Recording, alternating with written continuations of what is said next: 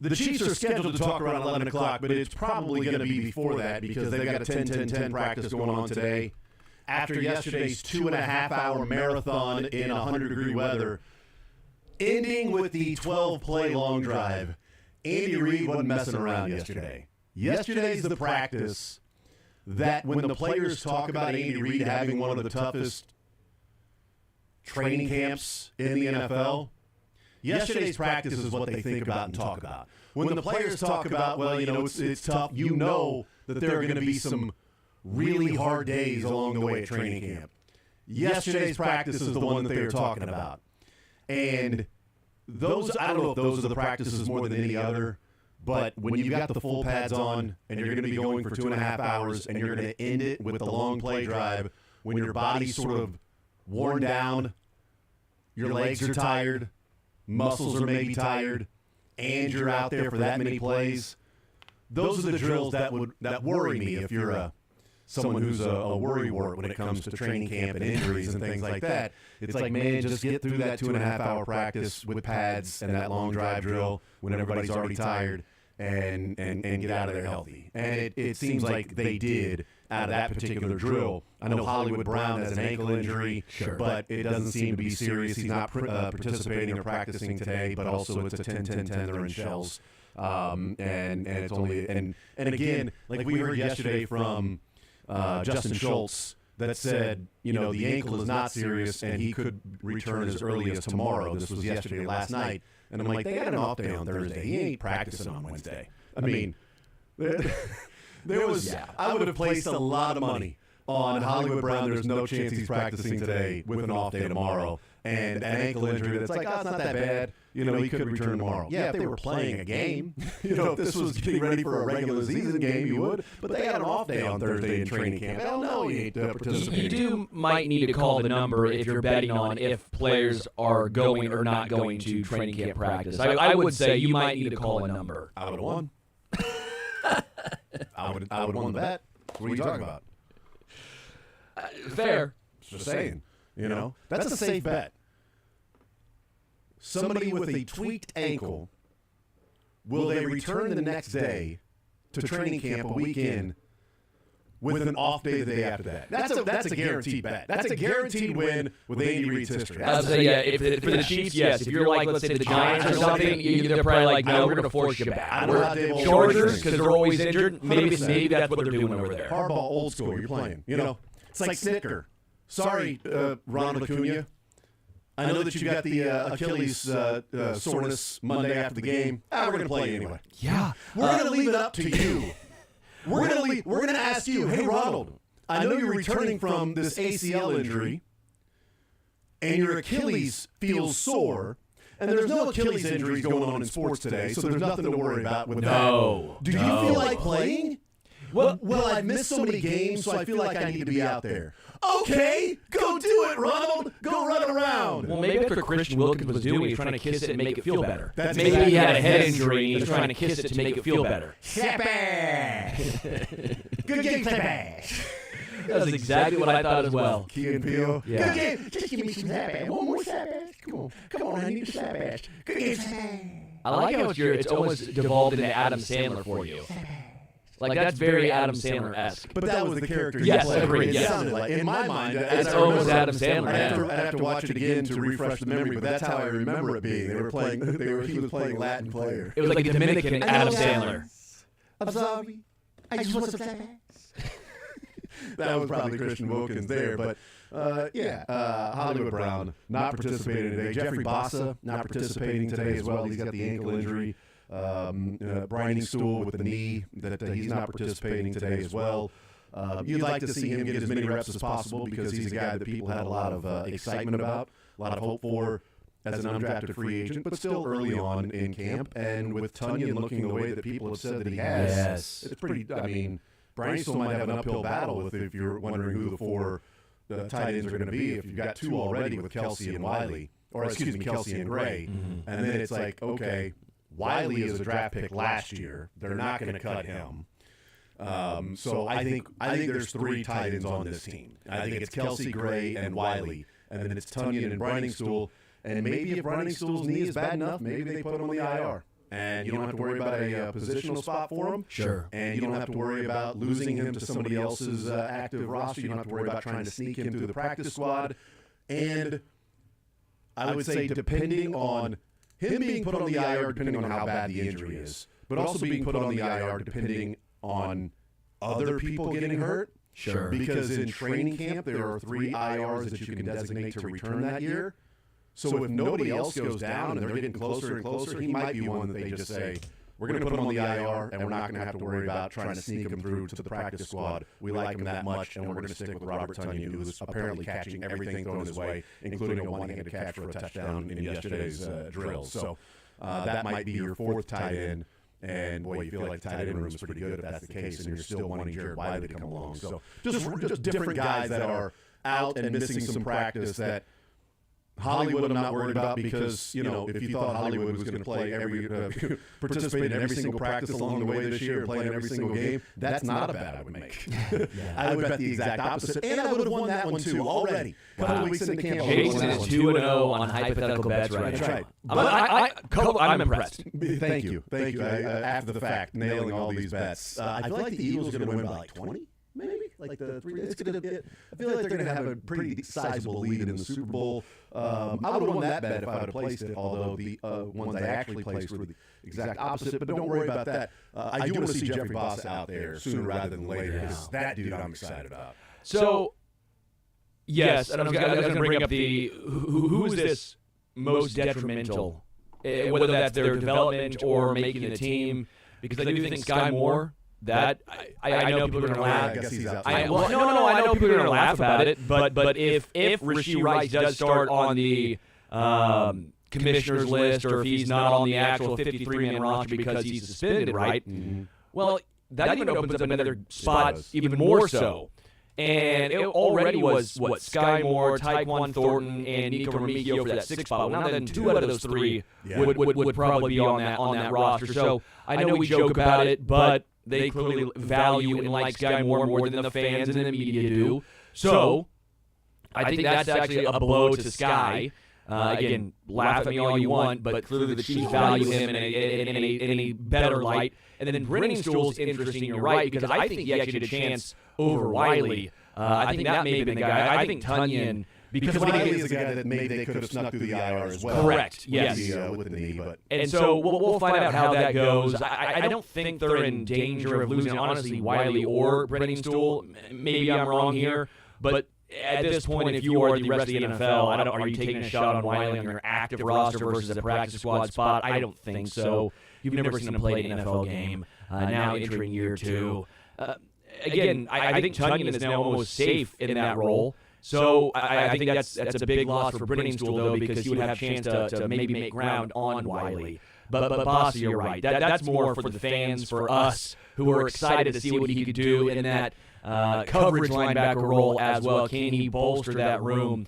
It looks like Drew Tranquil's looked good so far. Again, tough to see with, you're not really laying people out at this point of practice. But point still remains. I think for me, the list would go Brenningstool, Sky, and Bossa as the 3 people who I've most concerned about. Fulton's knee, maybe a little bit, but that's dog bites man.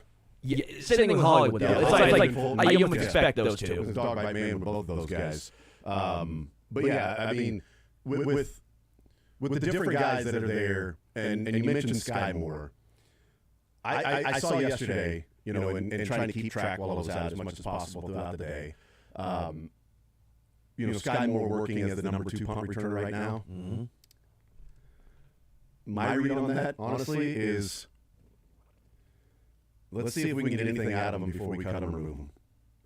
Like, if he's going to be a guy that's on this team as a 7 or 6 wide receiver because of Rashee Rice, do we trust him to return punts? Is he better than what he was a couple of years ago when he couldn't catch punts? He had the really good return against the Bengals in the AFC Championship game that set up the personal foul, late hit out of bounds, that set up the Harrison Butker field goal that cleared it by 2 yards or whatever. Yeah. So he's got that going for him, and he's got the Super Bowl touchdown as well, that he had against the Eagles 2 weeks after that punt return. So he had some big moments over a 3-week stretch. With Christian Cologne.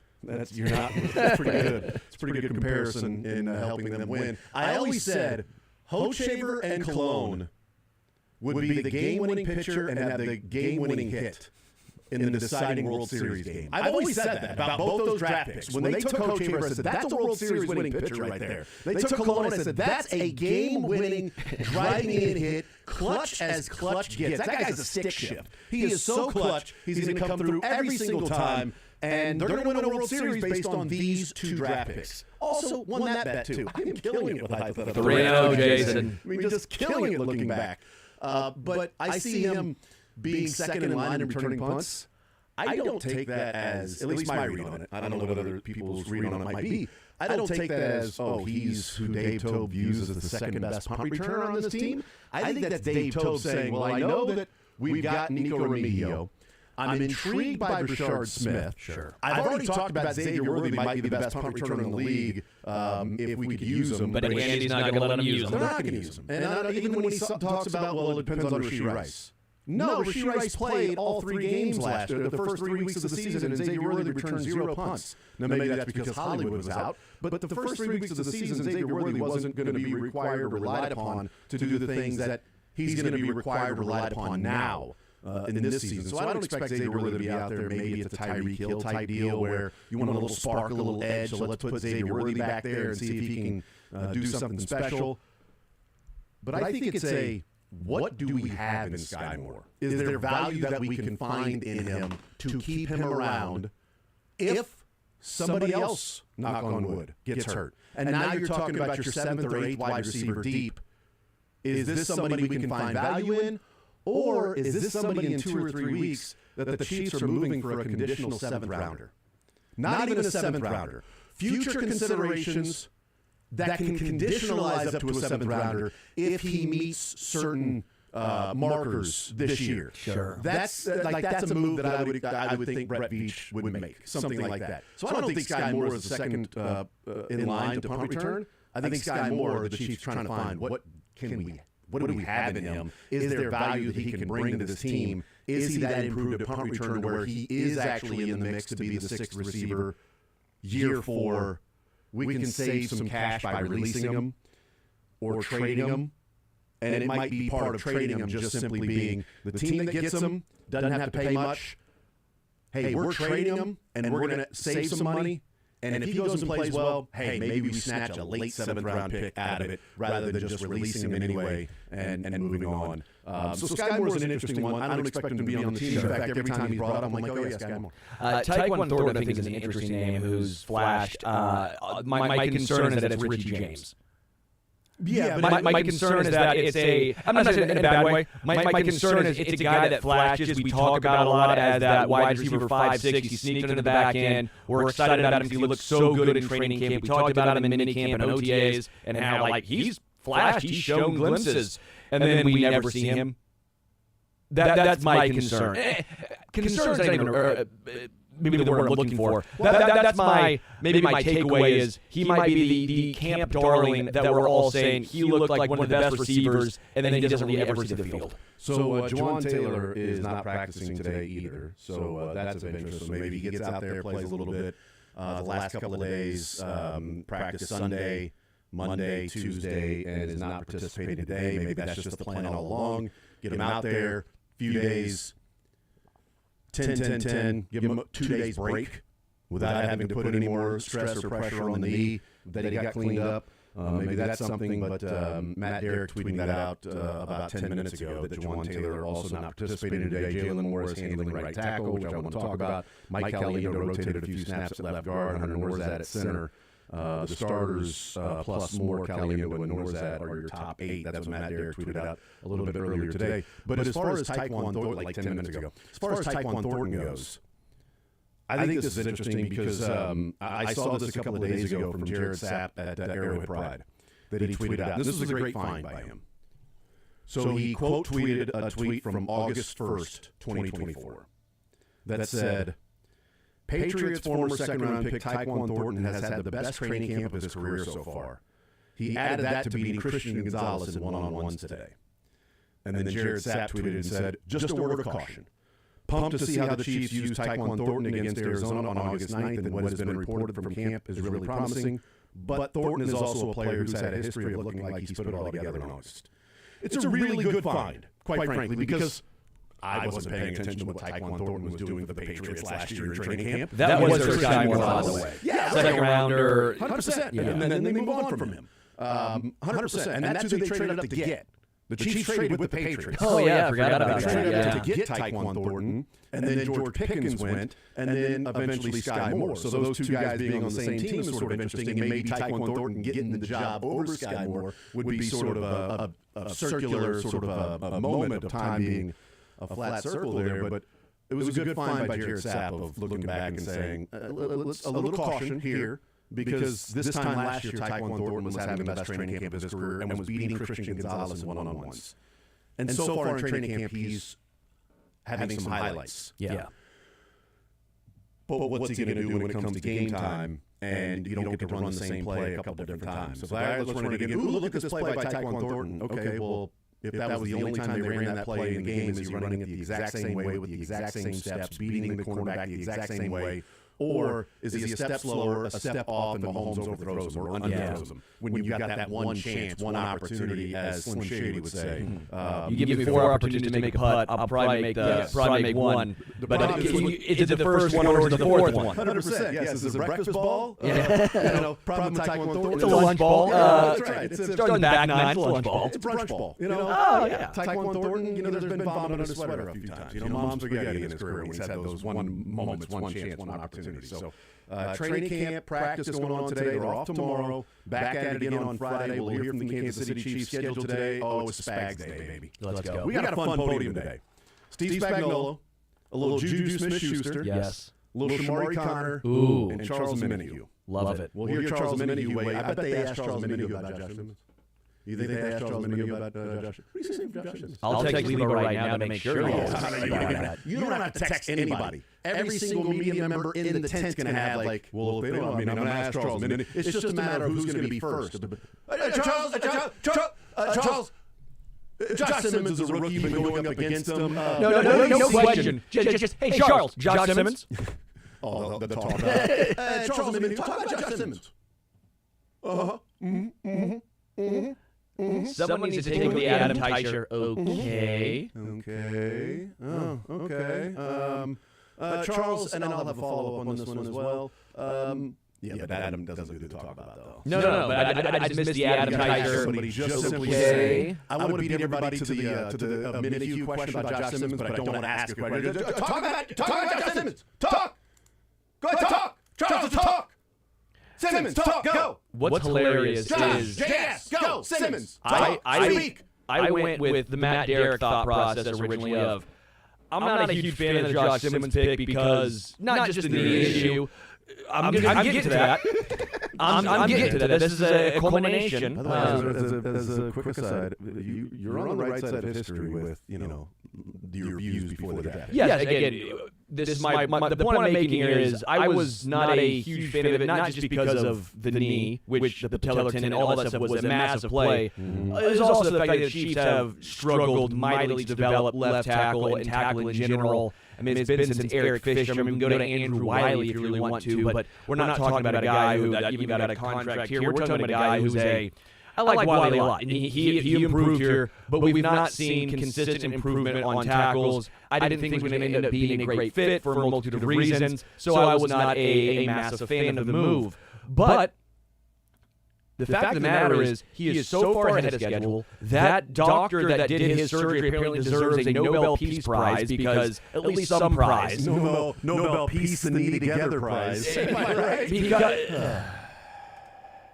Because I'm now maybe the most optimistic about Josh Simmons of anyone, and that's why credit to me, by the way, for being upfront and honest about my changing views and not being steadfast in saying, well, I didn't like it at the time, so now I'm not going to like it now. No, congrats, man. That's it's really it's big of me. Yeah. I mean, like big man. 100%. But I do think there is something that people need to do, because I know some people who have the viewpoint of whatever I thought when it happened, I need to say that so that way my prediction or my thought process was correct. I believe fully now I was wrong when he was drafted.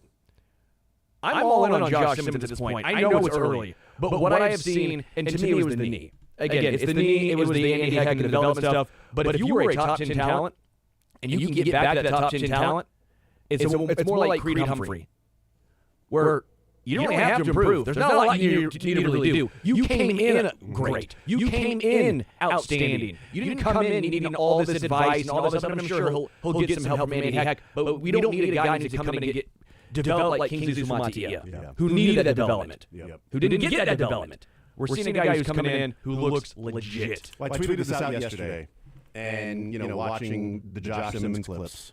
So I tweeted this out yesterday, and I said, I will not overreact to Josh Simmons training camp clips. I will. I will not overreact to Josh Simmons training camp clips. I will not overreact to Josh Simmons training camp clips. I will not overreact to Josh Simmons training camp clips. Jack, join me here. I will not overreact to Josh Simmons training camp clips. I will. I will not overreact. Will not. I will not overreact to Josh Simmons training camp clips. Together, Jack, with me.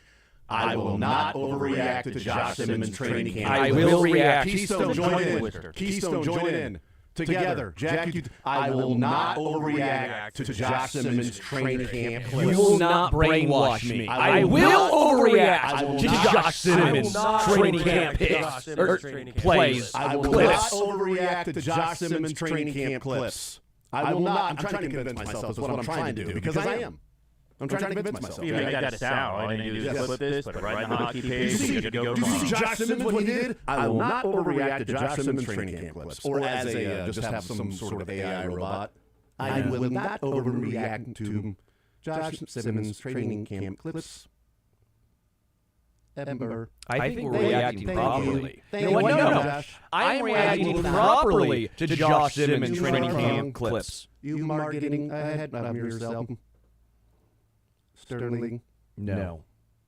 So I'm trying not to overreact. No, we are reacting properly. But good God, I am. I'm overreacting to it. Because I haven't seen somebody in camp that looks like this, comparatively speaking to other training camp clips we've seen from potential left tackles. And how young he is and athletic he is. So it's hard not to overreact to that. I'm trying to temper the enthusiasm of that because people have been burned before. You know. People as in like pretty much everybody. We have our training camp darlings that we see from time to time. Like Richie James, this guy. I like Richie James as a signing. I loved it. I remember who called that one. But I don't know if he was a training camp darling. Like Tyquan Thornton was like, oh yeah, he's fast. But he's become like the guy that anything he does is now posted on Twitter about, oh, another catch from Tyquan Thornton. Oh, look, another catch from Tyquan Thornton. It's like, yeah, but Rasheed Rice had 3 of them. Tyquan Thornton had 1. So it's like every time he makes a catch, like it's Bobby Scipio again. Oh, look, Bobby Scipio was all over Twitter. I don't know Twitter. Justin Ross. Yes, 100%. Buffalo Bill. Justin Ross. Did he sign with the Bills? Good for him. Josh Allen could have somebody else that doesn't gain separation on that team. It's a good idea for them to go get Justin Ross. He does run up hills, though, really well. But yeah, I think Tyquan Thornton is that guy like anytime. But it's a great comparison with Justin Ross. Let's take a time out. We'll come back and we'll talk some Royals, what they're doing in July, how much staying power there is. Scott Sharp this morning kind of sounded like the Royals are looking for arms. We've talked about bats, and now maybe they're looking for arms before the trade deadline that is 24, 29, 30 and a half hours away. Roughly 30 and a half hours away from the trade deadline. Some of the reporters saying today is the day when the asking price starts to come down on some of these controllable assets the teams have been asking for the world for and have been holding their position because they had time. And if somebody wanted to overpay for them, then hey, we'll take that because we still have time before the trade deadline. Now, Rubber's about to meet the road in the next 30 hours, so you start to better actually have realistic demands on returns, or you'll simply be staying with that guy. If he has team control, then they hold the value. They hold the leverage. They've got the higher ground in the negotiating on this. Anybody that has team control for another year or two. We'll take a time out. We'll come back and continue. We'll talk some Royals. There's a player out there that I think could be a fantasy baseball like connection. It would take more than the proposal I'm going to give. But there's at least a starting point that the Royals have that another contender in front of them does not. But they're trying to acquire this player. I'll explain next.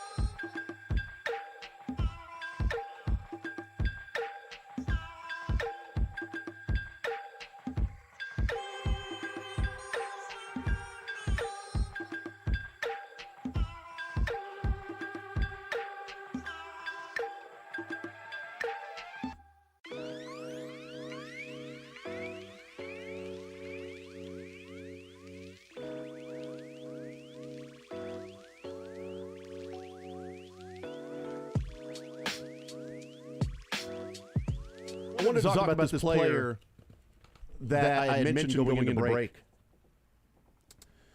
If the Chiefs or the Royals are interested in an arm, this is probably too rich for their blood.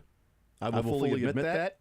Jack will get you to weigh in on this. I know you're doing 15 different things while they're connected and everything, but we'll see when Todd Lebo says that they're getting close to heading over. But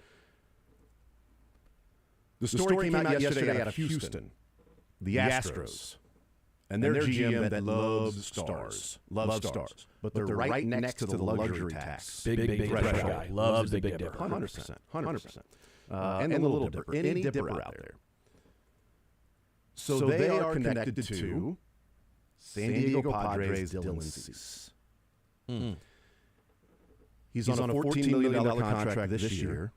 A free agent at the end of the year. He's going to turn down a player option. He owed about $4 million left of that contract. So you'd have to pay about $4 million. But the Astros would be kicked over the luxury tax yet again if they were to bring him in.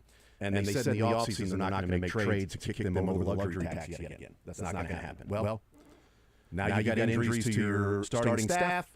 That may happen. But the report out of Houston is, quote, this is from Ken Rosenthal. He's at the Athletic, right? Ken Rosenthal, the Athletic, or is that Keith Law? Athletic. Okay, so Ken Rosenthal, I knew it started with a K. But Rosenthal writes, quote, here's the challenge for the Astros, finding a way to match with the Padres, who are only interested in trading the pitcher if they can improve the current Major League roster. The Padres are trying to thread a needle. Trading Dylan Cease while still trying to make the playoffs. Trading an asset that is on an expiring contract while trying to make the playoffs and improve their current Major League roster with a player with team control. There's a player we've talked about that has been, I think, would be a great fit for San Diego because their worst position and one of the main things they're looking for is a catcher. Their two catchers have an OPS of 570 and 560. It's been pretty bad. I don't know how much it would take, but the starting point for the Royals, I believe, is a better position than what the Astros have for Dylan Cease. Let's head to the Chiefs. Steve Spagnuolo is going to be on his way right now. They have broken the huddle, so Spags is heading to the tent right now. But it's something to keep an eye on because I believe Dylan Cease will be moved. I don't know what it would take outside of Freddie Fermin, but if they are looking for players that will improve the current Major League roster, the Royals have a better starting point of acquiring Cease than the Astros do because they've got a guy that will immediately improve their biggest position of weakness, and it won't hurt necessarily the Royals' current Major League roster, which is tough to do, and Fermin's under contract till 2029 for the Astros. So they wouldn't just be trading for Fermin this year. They'd be trading for a catcher that they feel like could be the next 3 or 4 years if they feel like he's going to be good enough to be an everyday catcher. He's one of the best defensive catchers. He's got a 1.3 WAR. Their two catchers right now have a combined -1 WAR. So he's got 2 point whatever WAR better than what their catchers are if you just replace that with his positive and take away their negative. Would it be more than that? We'll find out. But apparently the asking price is still pretty damn high for Dylan Cease, and it would start with somebody to improve their current Major League roster. Here's Steve Spagnuolo. He's one of those guys I call a natural need bender. He's a big guy. I think he's got a lot of power from hips down. I think he's a natural need bender, and that usually means you're a pretty good football player. Just got to get the mental pack going for all these young guys, right? Yeah. Oh, well, look at that. The head coach handles all that. It was quick, and we're all teammates. I think our guys, as good as any places I've been, do a really good job of taking care of each other, and they respect each other, and it's not an offense versus defense. And, Matt and I treat it that way, and I think our guys. But every once in a while, it gets a little spot and they get tired. It flares up. So. Yeah, that is. That kicking balls or doing anything that's going to be a penalty in the real game. Those guys got to stay away from that. And now initially, because I was actually had my eyeball on it when it happened, I thought Ashton was like, okay, I can't. But then I think they said, wait a minute. And then they came with it. But they got out of it really quick. So.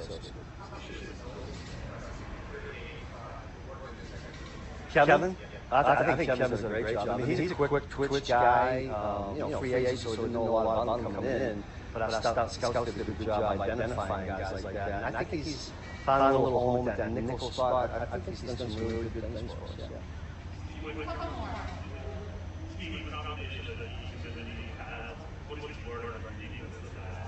Yeah, when I was looking at each guy and looking at them, I'm always looking to see if they're in shape. But the guys that have the toughest in a practice like that are really the linebackers and defensive backs. I mean, you guys watch practice. I mean, offensively, they might roll, a receiver might run a long ball, and he's off the side, somebody else comes in. That doesn't happen with us. So we're constantly in a huddle. I thought for the most part, they held up pretty good. What will be really interesting to me, we had the 3 hard days, we had the day was 10, we get the day off. The tough day to come back is the next one, after you had the day off. So I'm looking for them to, if we can ramp it up on that day, I'll be pretty happy.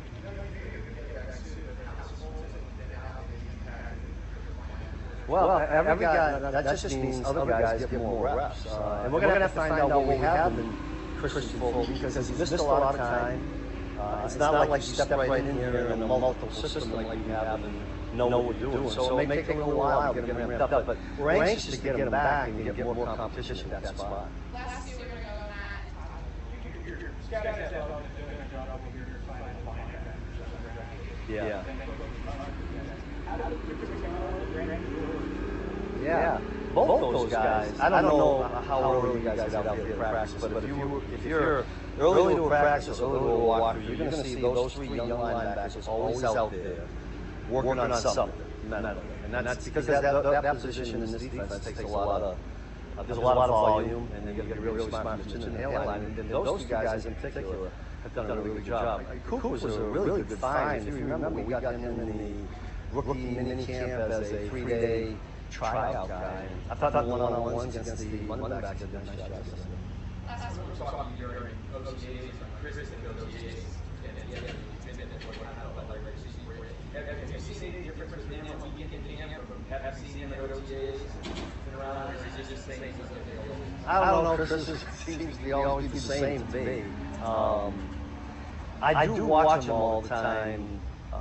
Whether it's individual periods when he's over there with Joe or at the end of practice. And, Chris likes to refine the finer points of his game. I think he does a really good job of that. And then he'll bring along young guys who do the same thing. I think at this point in his career, I think Chris realizes that, details is really important. And I think he's sharing that with these young guys, and hopefully that helps that whole team. All right, there's Steve Spagnuolo as Chiefs wrapping up training camp practice today. They are off tomorrow.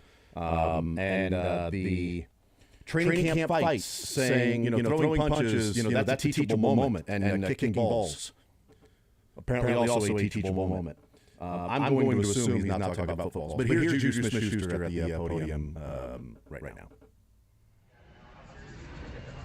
I mean, it's a huge responsibility. I take it pretty seriously. We got a bunch of young guys in the room, different ages, and it's for me, it's a big responsibility. I take full control, and I think I lead by not just by my words, but by my actions.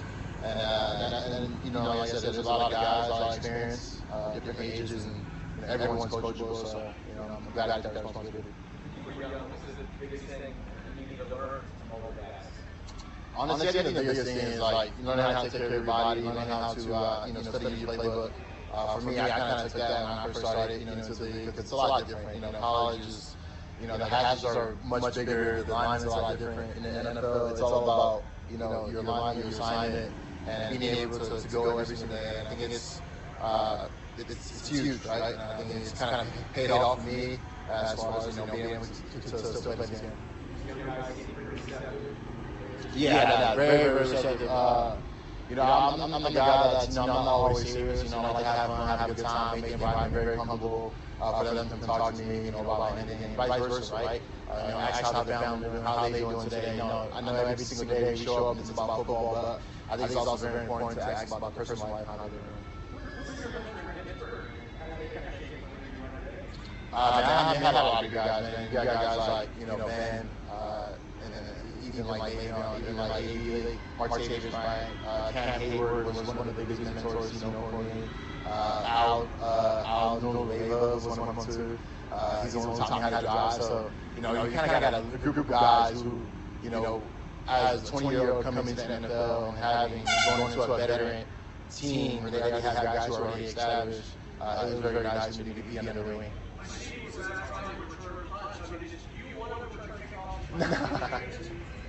I was just out here hanging out with the guys. I saw him go over there while we were getting a break, and I was like, I really expect to catch this one.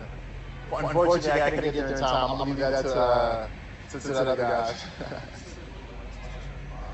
Yeah, I didn't have my license. I was, at the time, I was riding my bike. Pretty much, and with Al, he kind of took me under his wing, put me in his big old truck, and he taught me how to drive and got my license. Nah, I didn't. I was catching rides with my friends. Man, Jed Rose, man, he's a rookie who's very strong. Quiet dude, but works really hard. I don't know if you guys know, but he has, when he's out there, he's aura farming. And I think that's something that, you guys don't get to see a lot. He's a guy that's going to show up every day and just work. He doesn't say a whole lot. He's very coachable. He's a sponge. He's a great dude to be around in that room.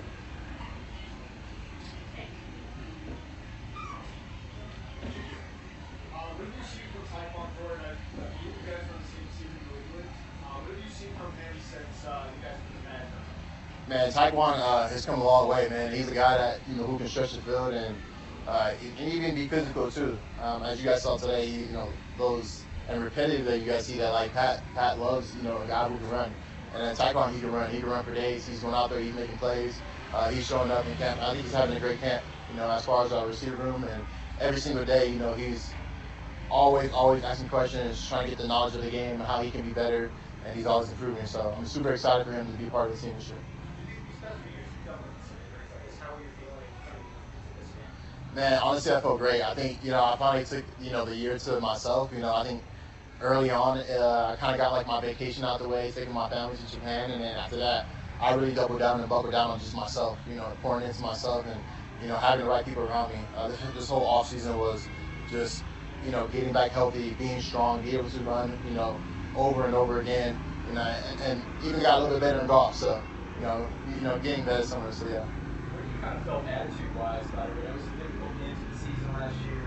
After the Yeah, I mean, it's tough. When this team has high expectations, like going to the AFC Championship, going to the Super Bowl, and expecting to win, it's tough. And when you lose like that, it's not a good feeling, right? So you have that motivation of, that's what we're chasing. We want to get back there, and for us, playing against that team, like they're a very, very great team. So for us to have another opportunity against them this year would be great. Okay, thanks, Juju. All right, there's Juju Smith-Schuster, and we'll see who comes up next here for the Kansas City Chiefs. But Juju Smith-Schuster being a leader and somebody that is in that role now, even though he's a younger player, but in that role he's been around a while. Asked about some of the leaders he had growing up or in Pittsburgh, he said, Ben, but then also said, Antonio Brown and Martavis Bryant. I'm like, okay. Well, here's Mark Connor. pretty hot outside. What was it like yesterday getting through that practice? It was definitely tough, but those are times that we got to push through. When it gets tough, we got to come tighter and just keep pushing through the practice. So, What do you feel like that does for you throughout the year? Practices like that. It do a lot for you. When it gets tough, you always think back to those times when you had to push through, hot outside. When it's the fourth quarter, you can go back into that mindset of just having to push through. When it's hot, you're tired, you got a lot of plays, just keep going.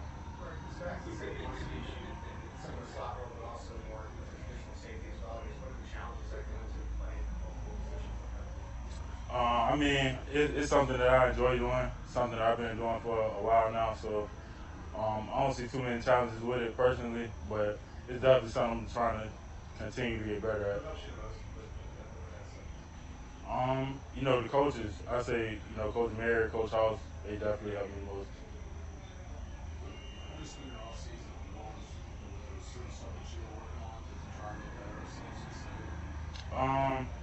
Every year is always really the same for me. Um, to get stronger, work on your speed. I did a lot of footwork stuff, of course, a lot of DB work. So,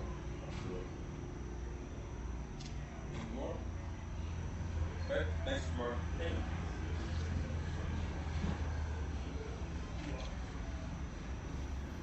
All right, there's Shamari Connor wrapping up his press conference and moving around and doing some different things on defense and the long practice yesterday, able to think back to those times, as he said, and you're in the fourth quarter, you got that mindset that you can go and harken back to. Here is Charles Amenhue. I think there's a big difference just in my consistency with my explosiveness. I feel as strong as I ever been. So I'm glad that, I'm back at full strength for the first time since when I first got here. So it should bode well for me. What do you like about competitiveness in practice so far? You got some young guys that are on the D line that was scrappy yesterday, some of that. Yeah. What do you like about your group so far? I mean, everybody's competitive. Everybody got fire under them, and that's what you need to play O-line and D-line.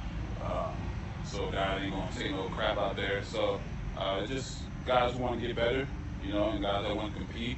And sometimes it spews a little over, but it's part of it, and it's good. Now you're fully healthy at this offseason program. Have your goals shifted while they lost here for the first 125 as you say you might have full games? I mean, I always have high expectations for myself and trying to go out there and perform well for the team. So those are always going to be like that for me, regardless. Is it sack numbers or is it certain amount of pressure? How do you tackle it around? So whatever that helps the team win. This is not about a couple of rookies, but this is about Ashton's body and Omar as well. Yeah, I think starting off with Omar has great use of hands, very explosive. I noticed early on that he was able to grab wrists, something that it took me about 3-4 years to be able to do that. Ashton just is a guy that he's going to go hard. Exactly what you're going to get from him. He's a guy that just wants to learn, and he's a guy that has a lot of power. So that's something he can use to his advantage as he continues to fill out his game in the league.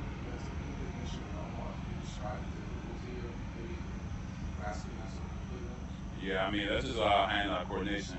So that's something that he definitely practiced over in Tennessee, something that they probably teach because, like I said, I think it's just as a rusher, being able to long arm and then grab wrist, grab elbow, take guys' hands off you like that. I think it's something that's it's a learned skill, something that's pretty difficult. You're having a unique look going up against Josh Simmons. Huh? You've had a unique perspective going up against Josh Simmons. And what have you learned about him so far? What stands out about him? Very good athlete. He knows his strengths and he plays to them. I think he has a bright future. You know what I'm saying? So he's a guy that's a great athlete. You can see why he's the first round pick. Charles, when you're going through that level of heat and humidity in the past 3 days, for you, what's the challenge to be able to push through that pressure limit in those situations? Yeah, I mean, because it's probably never going to be that hot in the game. You're never going to have that much volume at that, like how quick we do it. So being able to just push through, just to work on your endurance, work on your capability to still play at a high level under great duress, and also, the play call is getting in and you're tired, you're huffing and puffing, and be able to execute is also something I think that's key in when you're going through practices like this. Charles, you haven't been able to play week 1 with the Chiefs. Yeah. How much are you looking forward to just playing? Yeah, bro, it's going to be super exciting, bro. It's going to be the first time I play week 1 since my 4th year in the league. So I have definitely these last 2 years have understood the fact of not taking things for granted. Understood the fact that you got to cherish everything in this game. Because I've been on the end where you had to sit and wait for different reasons. So I'll be excited, I'll be geeked, I'll be ready to rock and ready to go help get a win. With that first week also being in Brazil, I'm not sure if you guys are already talking about that, I think I just focus on the right now. Obviously, there's going to be a huge stage to play on, division opponent, but I think I just focus on right now and competing out here and executing. All right, thank you, Charles. Thanks, Charles. All right, there's Charles Amenahue. Our training camp coverage on Sports Radio 810 WHB brought to you by Greengrass Cattle Company. Make sure to stop in Greengrass Cattle Company on your way to St. Joe for the new training camp bundle. You can also order online at greengrasscattleco.com. As well as Easton Roofing. Make sure to visit them at eastonroofing.com for commercial and residential roofing needs. Easton Roofing, where integrity matters, as well as Rally House, your home for all things Chiefs. Everything you need from sideline styles to exclusive fan gear, you'll find it all at Rally House. Get your gear in-store at Rally House or online at rallyhouse.com. So the Josh Simmons question to Charles Amenahue, second to last. I thought that would be quickly they would get to the Charles Amenahue, Josh Simmons question, but no, it was second to last. Matt Derrick asking the question, and Amenahue saying he's a good athlete, plays to his strengths. You can see why he was a first-round draft pick. Short to the point for Charles Amenahue. Asked about playing week 1 for this Chiefs team and said, really looking forward to playing week 1. Let's get there first. Let's get there first. He was suspended his first year in Kansas City for week 1. Recovering from the ACL injury last year, only played 6 games, and saying that he's back at full strength since the first time he got here to Kansas City. But again, he missed that first 6 weeks because of the suspension. Yeah. So his earliest week is 7, actually. First 6 weeks, this is a new trend for him. Yeah, that's would be. Hopefully, yes. Yeah. Again, there's a long training camp, but Week 7 and Week 13 are the 2 weeks that he has made his debut for the Chiefs the last 2 years he's been in Kansas City. But getting those playoff games certainly matter because he's played in every single playoff game for the Chiefs the last 2 years. So that Miami game, the Buffalo game, the Baltimore game. Well, he didn't play in the Super Bowl because that's when he got injured. Yeah. So of the 3, 6, 7 games, he's played in 6 of the 7 playoff games since he came to Kansas City. Had the big strip sack fumble on Lamar Jackson in that Baltimore game, so made a huge impact in that game. They ended up winning the Super Bowl, so that's good.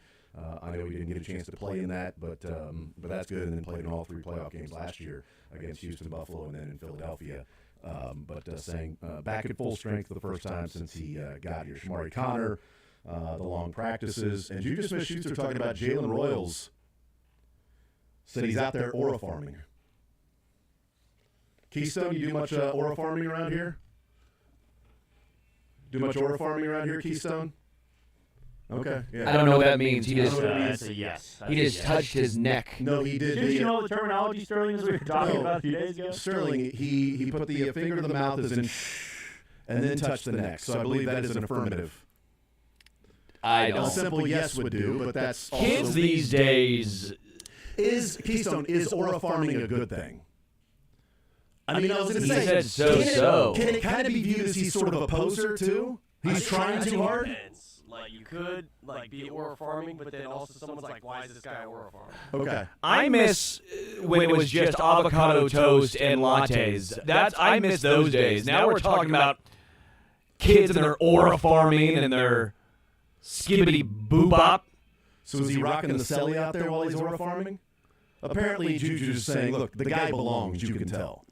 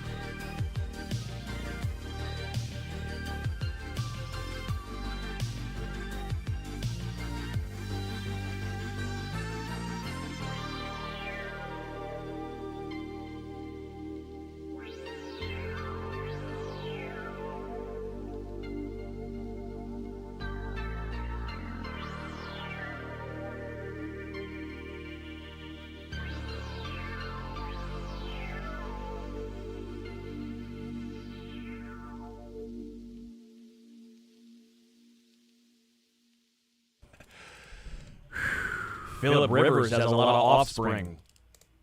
He does. That just sings this. That if you didn't get that. No, I did actually get that. You know, it's one of the rare times I actually got a reference of music with you. There we go. So I appreciate that. I didn't know that the Offspring would be the band that would do it, but it's just randomly that song. Just randomly that song. That's it. 913-912-4810. I apologize. I haven't checked the text line today. Been a busy first part of the show, so I will open up the text line now. So if you texted in earlier, I apologize. I'll try to read through some of those. Text says, would you consider Sterling an aura farmer? Keystone? Is Sterling an aura farmer? I think Sterling's the definition of an aura farmer. That's in a bad way, though, right? Absolutely. No, dude. I have so much aura points. It is. I don't know. I feel like you're aura it's farming. through the roof. I don't know. You saying that is literally aura farming itself. Dog, Madden, 99, Sterling Holmes, in aura points. Boom. Lock it. Yeah. No one talks about their aura points. I don't know, okay? I don't know what you kids do these days. I don't know. Juju Smith-Schuster is still a kid at heart. I think Juju Smith-Schuster at 45 will know what the slang term will be for whatever generation at that time it'll be. Because right now it's the Gen Alpha slang that's going on with the aura farming, I guess. But I think that's a good thing. I'm still stuck on the what's up? We were getting new uniforms with the prospects, and we sent the picture to the group of the new uniforms in one of our alternate jerseys. So we have two regular jerseys. That's we're black and gold, or black and yellow. We've got an alternate jersey that's different colors. It's City Connect. And my son goes, "Oh my God, those are sick. That jersey is fire." And I was like, "Okay, yeah, nice, I like it." And I said, I know that's cool new phrases and everything. No, I say that. I say fire. But even the kids are saying, "Oh, that's sick. That's fire, right?" And I was like, "Yeah, those things are tight." And he was like, "Are they going to be too small for us?" I'm like, "No, it's a Gen X, millennial type." I wonder when Hella makes a return. Thing. Like the jerseys, sure, that's hella tight. Those tight, man. Oh, those things are tight, dude. They're too small. I'm like, "Oh my God, dude. Are you serious?" Did you give him a noogie? I was like, "Dude, if you don't know what tight is, you got no riz. All right? Got no riz, no cap."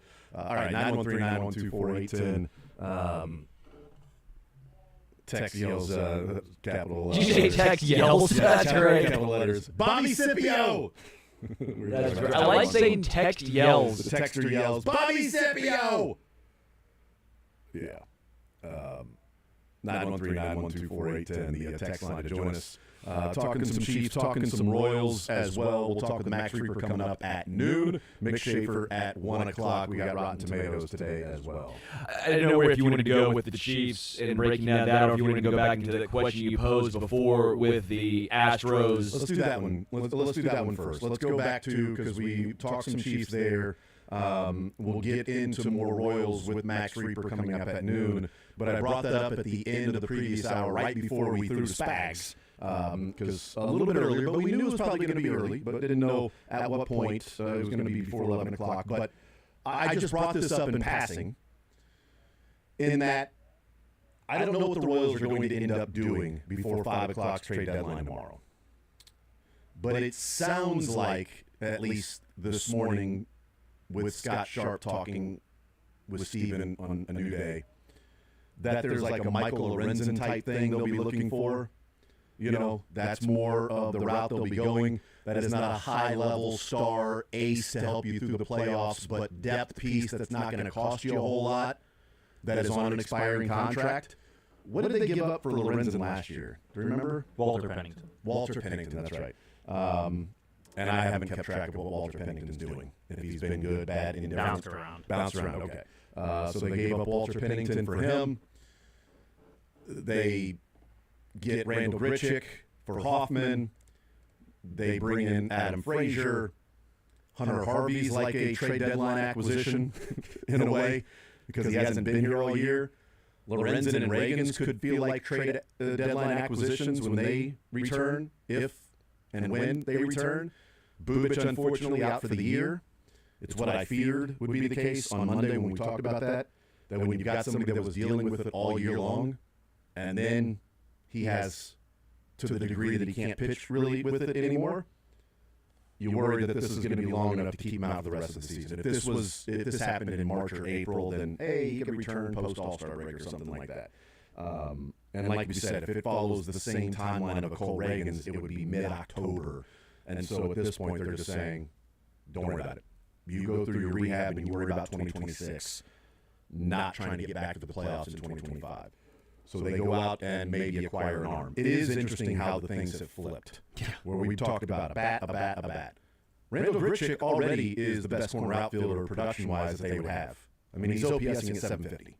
So that's better than what they were getting from anybody that has played in the corner this year. So they acquired him and Adam Frazier. So maybe that's the move for the offense, and what they've seen from the offense in July, maybe they feel like that has more staying power, so you go out and acquire an arm. But what I brought up in the previous hour was the Astros are trying to land Dylan Cease. Now, they're trying to win a World Series. Yeah. Obviously, the Royals are too. The Astros are also connected to a reunion with Carlos Correa because Pena's injured. Their guys in the starting Isaac Paredes is injured for the Astros. And now I'm aware that you and I both. I just dropped him in fantasy baseball because you and I are both on the same page. Yours is dynasty, so a little different, but it looks like I traded for Isaac Paredes and Emmanuel Clase in the same deal. Smart. Last Wednesday. All good though. No big deal. No big deal. Why is anything wrong with those guys? Paredes looks like has a even more severe hamstring, and they might have to get season-ending surgery now on it. Yeah, no, you don't have to tell me. I appreciate you telling everybody else, but you don't have to tell me about what's going on with Paredes. And I don't know. I think Clase is making a 10-to-1 bet that Paredes is going to be out for the year. You think that? You think Clase is like, you know what, I'll give you 5-to-1 odds, 10-to-1 odds that Paredes is going to be out for the year. Bunch of jerks. I'll spike that first pitch for it. At least I didn't give anything up for it. Oh, wait. Gave away the future so I could win this year. Those jerks. Anyway, what were we talking about? Astros are looking for trying to trade. That's right. That's what we were talking about because the injuries that they have to Paredes and other guys, but also their starting staff. From The Athletic, Ken Rosenthal writing about the Astros wanting to acquire Dylan Cease. Said that the challenge for the Astros, Ken Rosenthal, quote, the challenge for the Astros is finding a match with the Padres, who are only interested in trading the pitcher if they can improve the current Major League roster. I don't know what the Astros are willing to give.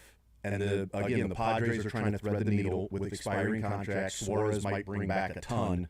He's on an expiring contract, one of the best closers in baseball. Fireballing relievers are going to be the name of the game over the next 30 hours or so, or 29 hours, however many, 29 and 50 minutes. That's going to be the name of the game moving forward. So Suarez might bring back a pretty penny. Dylan Cease could bring something back while they try to, again, thread the needle of competing this year while looking for the next 3 to 5 years. That's what they talked about. The current year and the next 3 to 5 years are both in consideration at the trade deadline. So Dylan Cease could be moved. But so far, the asking price for Dylan Cease has been too high for teams to really get into conversations with him.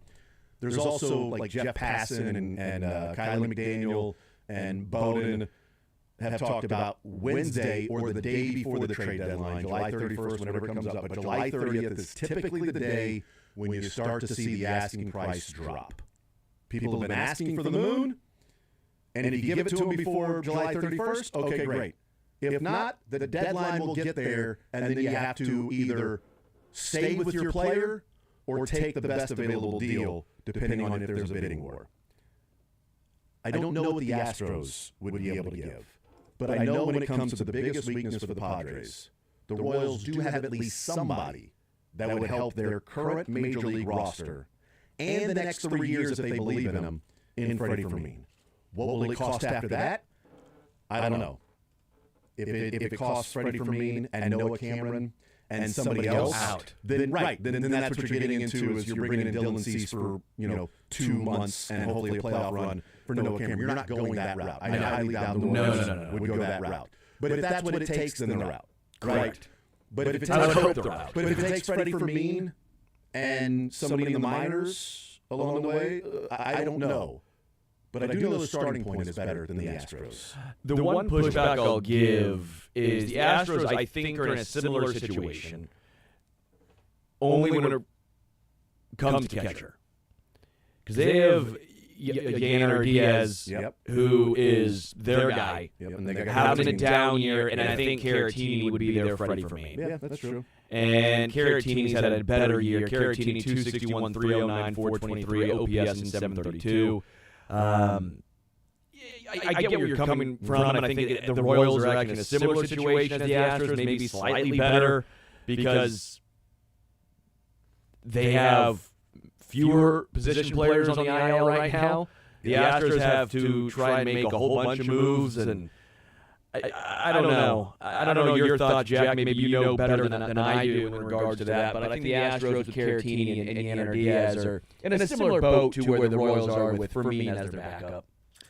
Yeah, a little bit for sure. Not to say the Padres wouldn't listen to an offer from Kansas City, because Freddie Fermin, I mean, I got asked this question one time of where does Freddie Fermin rank among backups, and Freddie Fermin might be a top 3 backup catcher in all of baseball, because anytime your backup catcher starts as much as he does and is as good defensively and can do a little bit offensively as him, you're going to be a top 3 backup catcher in baseball. And I would say that, at least with maybe 40 to 50% of the league, he could be a starter somewhere. Absolutely. Right. And the Padres just need a slight upgrade there.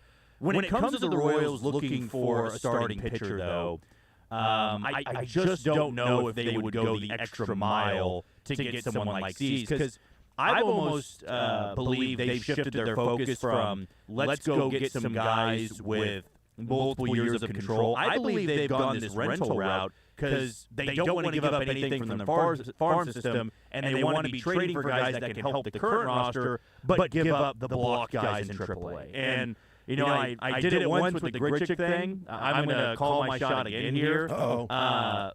I feel that they are actually going to target Aaron Savale of the White Sox, and here's why. Dang it! You stole it from me. That's the thing I was going to say. Take credit as well, because I know you brought it up on Monday. I heard you say Savale. We'll tag team this, okay? We can tag team. All right. Double team. I'll clip that one as well. What? Thank you. But we heard Scott Sharp say, they're looking for an arm, but you want to get in that territory of Michael Lorenzen, right? They have already made deals with the White Sox in years past, as early as last year. Paul DeYoung, a lot of Royals influence over there. They've got that familiarity, and I believe that matters at the trade deadline. When you're working with guys you've worked with before, it's why the Royals have made trades with the Rangers. There's that Royals influence. It's easy to communicate and see where you are on both sides. And Savale ain't a part of the future in Chicago, and he was also acquired midseason and asked for a trade out of Milwaukee, and he is pitched pretty well for Chicago. So I would say pretty well. He's had Michael Lorenzen-ish numbers from last year. 4.38. Yeah, and he's coming off back-to-back shutout performances against Pittsburgh and then against the Cubs of all teams. So really good cutter. Also has a relationship with Brian Sweeney. Pitched in years, pitched for a couple of years in Cleveland. Brian Sweeney was there at the exact same time, so he might have some influence there as well. And here's the last part to it. The Royals have an off day tomorrow. They will throw Michael Walker on Friday. They'll throw Noah Cameron on Sunday. They have a TBD for Saturday. That would be Chris Bubich's spot in the rotation. Yeah. You know when Savale is scheduled to pitch? Saturday. That would be Saturday in Toronto. So I believe that's one of those guys you can go after. The White Sox can't get it enough. They did scratch Adrian Hauser from his start today. They're actually going to be throwing Tyler Alexander. Adrian Hauser had a much better season than Aaron Savale. So if you're looking at the two, and they said, well, you can get Adrian Hauser, but it might take one of your top 30 guys, the Royals may say, well, what does Aaron Savale take? And they may say, well, lotto ticket kid, or maybe someone like a Chandler Champlain who's got a 7+ ERA in AAA, mid-20s. He's just blocked. He's not going to pitch in the rotation next year. Might have upside in the bullpen, but he feels even less of what Andrew Hoffman was. Andrew Hoffman at least had good numbers and good stuff in AAA. Can't say the same about Chandler Champlain. So I'll call my shot there. I'll give 50% credit to Sterling there, because he did say Aaron Savale earlier in the week. That just feels like a pitcher they would line up with and have worked with Chicago before. What about Adrian Hauser? I don't believe it cost a lot either. Yeah. I just wonder if Michael Lorenzen can't make his next start, which would be Monday in Boston, that's when you have to start thinking about a better upgrade than Savali. But if you feel Lorenzen can make his start on Monday and Cole Reagan's in that August 15th to August 30th range, you need someone who can just be your swing guy. And we know Savali is a tremendous upgrade over Rich Hill and is a tremendous upgrade over what they're doing today, which is a bullpen game piggybacked by Thomas Hatch. Yeah, it's Zerpa going today to the mound. Is he a Blue Jays guy? Thomas Hatch? He's a Pirates guy. He's a minor league deal guy going in spring training. His baseball reference is Blue Jay. So, is that what it is? But you never know. Like, he started a game against the Royals one time. I don't know why I know the name Thomas Hatch. I mean, he's in his 30s, so. I had no idea. He's 30, yeah. I know nothing about him. I know nothing, Jon Snow, about him. I just want to point out real quick when we talk about, like, getting back to Freddie for me. But the Savali and is a really interesting one because of the connection with the White Sox. It's a really good point. And how much it would take. Again, like I said, Dylan Cease is a name that's out there, that's star power, that the Padres are not going to accept less just because he's got a 4.8 ERA and he had a 3.47 ERA last year. Because he had a 3.47 ERA last year and his expected ERA was 3.3. He's got a 4.8 ERA this year and his expected ERA is 3.5. Yeah. So he's been unlucky. His expected batting average against last year was batting average against last year was 200. His expected batting average against was 210. His batting average against this year is 244. His expected batting average against is 220. So he's got some regressing to the positive or progressing to what the back of his baseball card has said. If the underlying numbers, you believe them over what the actual numbers have been. He hasn't been pitching great as of late, and he even said in an interview he's not as sharp as he was last year. But he's feeling like he's getting back into that groove again that he was clearly in last year. He still has, 118 strikeouts and like 70 innings, so he's still a huge strikeout guy. Who are you talking about? Dylan Cease. Dylan Cease is 153 and 118 innings. So 118 was the number that was popping in my head. That was, he had 224 and 189, and 214 and 1. I mean, he is a big strikeout guy, which is something the Royals don't really have. Cole Reagan was that guy. But it will cost you a lot more for him. Savali's an interesting one, and Hauser's more of the Michael Lorenzen type feel, as we heard, Scott Sharp this morning sort of alluding to something like that. But as far as Freddie Fermin is concerned, real quick, when I talk about the advantage the Royals have over even an Astros team that they've got Yanner Diaz and Caratini, the Padres have two catchers that are OPSing in the mid-500s. But Maldonado's defensive run save as a catcher is -2. Elias Diaz for the Padres, his defensive run save is -2. Wow. Freddie Fermin's is +8. But Yanner Diaz for the Astros is -3, and Caratini is also -3.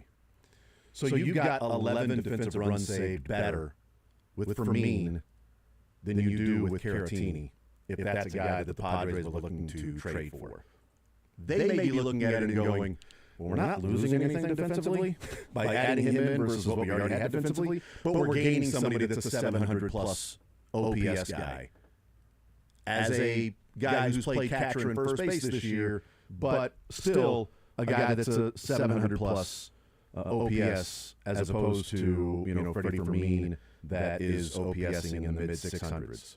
Better than what, they have. Fermin has also caught 140 more innings this year than Caratini has. So Caratini's played first base and catcher, so you got more of he's an actual just first baseman in Freddie Fermin, and you got 3 more years of team control after this year for Fermin, and one of the better defensive catchers the last couple of years in Fermin. In fact, he's got the 5th highest defensive run save. Carlos Narvaez, who's been awesome defensively for Boston. One of the reasons why he's in the, oddly enough, we're talking about defense, one of the reasons why he's in the Rookie of the Year conversation. Which I've said who should be higher up. Patrick Bailey, Alejandro Kirk for Toronto, Torrens for the Mets, and then Freddie Fermin for the Royals. Which honestly, I do think that if you look at it from that perspective with the team control, it shouldn't take much more than Freddie Fermin to get a deal. If they were going that way, Because expiring contract versus 3 years. Caratini's a rental. So and Vermeen's under team control through 29. So you'd have him for 26, 27, 28, and 29. You'd have 4 more years of team control if you trade Freddie Vermeen to somebody. That's valuable. It is. I don't know how much it would take. Like, it might be for the Padres to say, yeah, we'll give you Dylan Cease, but we want Vermeen and Noah Cameron. At that point, we're out. Yeah. Because we're not going to give up Noah Cameron for a 2-month rental. I forgot and about $4 million more added to our payroll. I did somewhat forget that Elias Diaz was a All-Star Game MVP. I don't know if anyone remembers that. Elias Diaz. I don't. All-Star MVP the one time. He really was bolstered by those Colorado numbers. His Colorado numbers, you look when he was in Pittsburgh and then now in San Diego, you're like, oh yeah, that was very much so Colorado in the air. Yeah, for sure. But I think there's some names out there, but it is really interesting how the conversation has so quickly shifted from get a bat, get a bat, get a bat, get a bat, you need a bat, you need a bat, to, good God, they need arms. They need arms. And luckily for this team, and hopefully he remains healthy, but they don't have to make a trade to add to a bullpen to bring in a live strikeout arm because they got Hunter Harvey back. But again, health-wise, you hope he remains, but if Harvey was healthy all year, on a different team, on the Pirates or a team like that, he would be a coveted asset. And you'd have to, trade for him. Instead, you're getting him back from the IL. That's kind of like an addition here at the trade deadline for somebody in the bullpen for the Royals, like Hunter Harvey. Here's what the Royals have done since that Marlins series. That was the post-All-Star. The first one back. Was that the Marlins one or the first? No, the first game was that Friday night walk-off by the Marlins when you felt like you had won the game. And then the next day they scored only 1 run. Kicking stones. Great, you scored 7 runs in Boston, and you come back the next day and score 1. But they're, 6-3 since that. Here's what the Royals offense has done. 7 runs, 1 run, 7 runs, 12 runs, 0, 8 runs, 5, 4, 4, 7, 9. There's only been, what? They've scored 4 more runs at every home game. Besides 2. But at All-Star break on, they've scored 9 of 11 games, they scored 4 more runs. Yeah. And all 5 of the games they have played at home, they've scored 4 more runs. In fact, if you look at, pre-July versus what's gone on since the beginning of July, they were at 3.3 runs per game before July. In this month only, in July, they're at 4.8 runs per game. A run and a half more per game that they are averaging. And it's not just like, okay, you were scoring 3, now you're scoring 4. Pre-July, games in which they scored 7 or more runs. Pre-July, out of 85 games, they scored 7 or more runs 12 times. Meaning 1 out of every 7 games, they got to at least 7 runs. It took a full week's worth of games before they would. 1 out of every 7 games, and when you got a day off, that's not even 1 per week. You'll go a full week, Monday through Sunday, without scoring 7 runs in 1 game. They have done that in 6 of the 11 games post All-Star break. And in 8 of the 22 games in July, they've scored 7 or more runs. 12 in the first 85 games.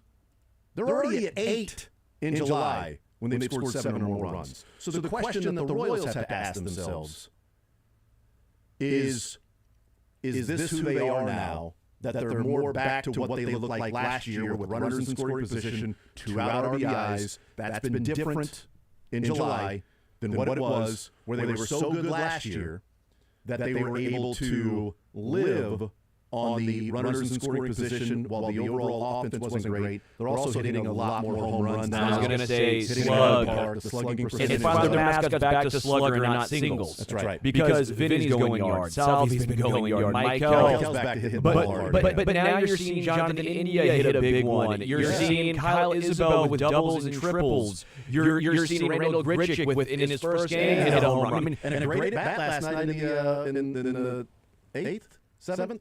Yes. Six, because it was right after the Lugo game. So it was 4-3, that's right. So it was 4-3, they came back up, and he gets the walk, and Kyle Isbell. That was just, it was a beautiful piece of hitting. I thought for sure. I would have lost this bet, Sterling. I would have lost this bet. If you just said you have to place a bet right now, what's Isbell going to do? Swing or bunt? I thought for sure that was going to be a safety squeeze laid down the bump with Adam Frazier over at third. Smart baseball player at third. Isbell's such a good bunter in that situation. Maybe Frazier's not as fast as you would hope, although he had just stolen third. Yeah. If it was Garcia or Bobby Witt or something like that, maybe there's a different play that's put on. Although Kyle Isbell's up at the plate and Bobby Witt's at third, I have no idea how that happened. Yeah, that'd be a little interesting, a little intriguing there. Weird how that would have happened. It would have had to been Kyle Isbell pinch hitting for somebody for Bobby to be at third and Isbell to be up. Too many guys between there to not have 3 outs or score runs, or Bobby to have scored at that time. But Isbell doing his typical loopy swing, pops it up, luckily it went foul, and then flat swing through the zone and places it into left center. And you got Profar that took a little league route to the ball. Yeah. The cut and chase.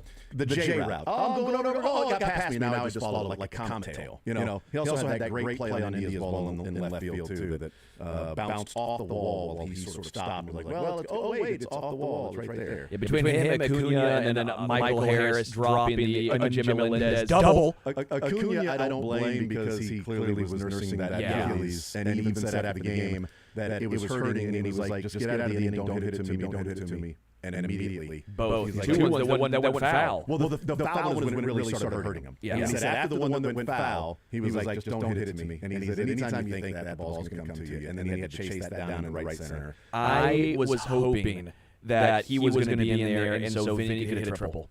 I was really wanting so Vinny could hit the cycle, all the people to hit for a cycle. And he hit that one, he was out of the game at that point, but Vinny hit that one down the line that I thought was just over the first baseline. I go, we might see Vinny at least try. Yeah. We might see the big boy with some wheels. I don't want him to try to get the triple. Did you see him laugh, though? I think he was going to. Because he saw that ball went just foul, and he starts kind of chuckling and like, that was my chance to really go after and get it. Yeah, I don't want him pushing it for the cycle to get third and have a Jackson Churio situation happen like what happened in Milwaukee last night.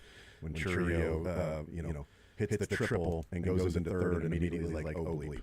And just gingerly walks off the field with a hamstring injury for a team that's leading the Central and a key piece to the Brewers, stretching out that double to a triple for Churio. That's unfortunate, right? But Vinny's not a guy that is Churio's used to running like that. Yeah. Vinny's not a guy used to running like that. I don't want Vinny trying to push it any more than he has to. You hit your doubles and your home runs, Vinny. You leave the triples to Bobby and Michael and Isbell. But I will point out, we talked about for a large chunk of this season, it's going to come down to 4 guys, maybe 5, and that's what the offensive stretch has been. Yes, you've gotten some nice production from John Ray at times, from a Randall Gritchick, an Adam Frazier, the big hit. We talked about Freddie Fermin, but it really is the big 5, big 4 of Bobby, Vinny, Salvi, Michael, and then Jonathan India get on base. Those 5 are going to carry your offense. You now have 4 guys in the Royals starting lineup that are OPS over 750. Remember it was 2 guys, or I think it was 2 dudes over 700 not that long ago. Now you have Michael at 830, Salvi at 756, Vinny at 775, and Bobby at 838. Those 4 guys, they are driving the bus. 913-912-4810. We'll take a time out, come back. We'll continue rolling more zone after this.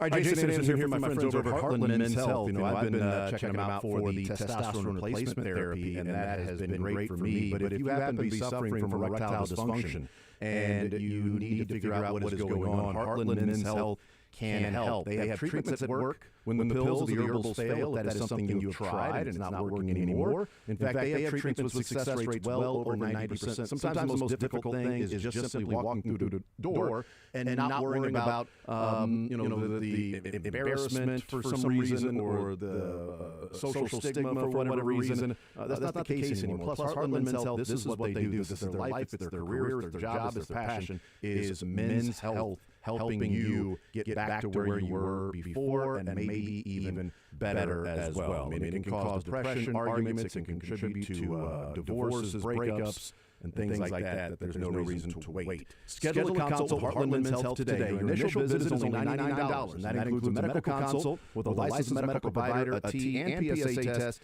and a medically advised test dose. And if the test dose doesn't work in the office, your visit's free. If it does, there you go. They have an expert staff with 3 locations to serve you: Overland Park, Independence, between Blue Springs and Lee Summit, and North Kansas City. Call them today at 844-447-6600. Tell them you heard about it right here on Sports Radio 810 WHB, 844-447-6600, or visit heartlandmenshealth.com.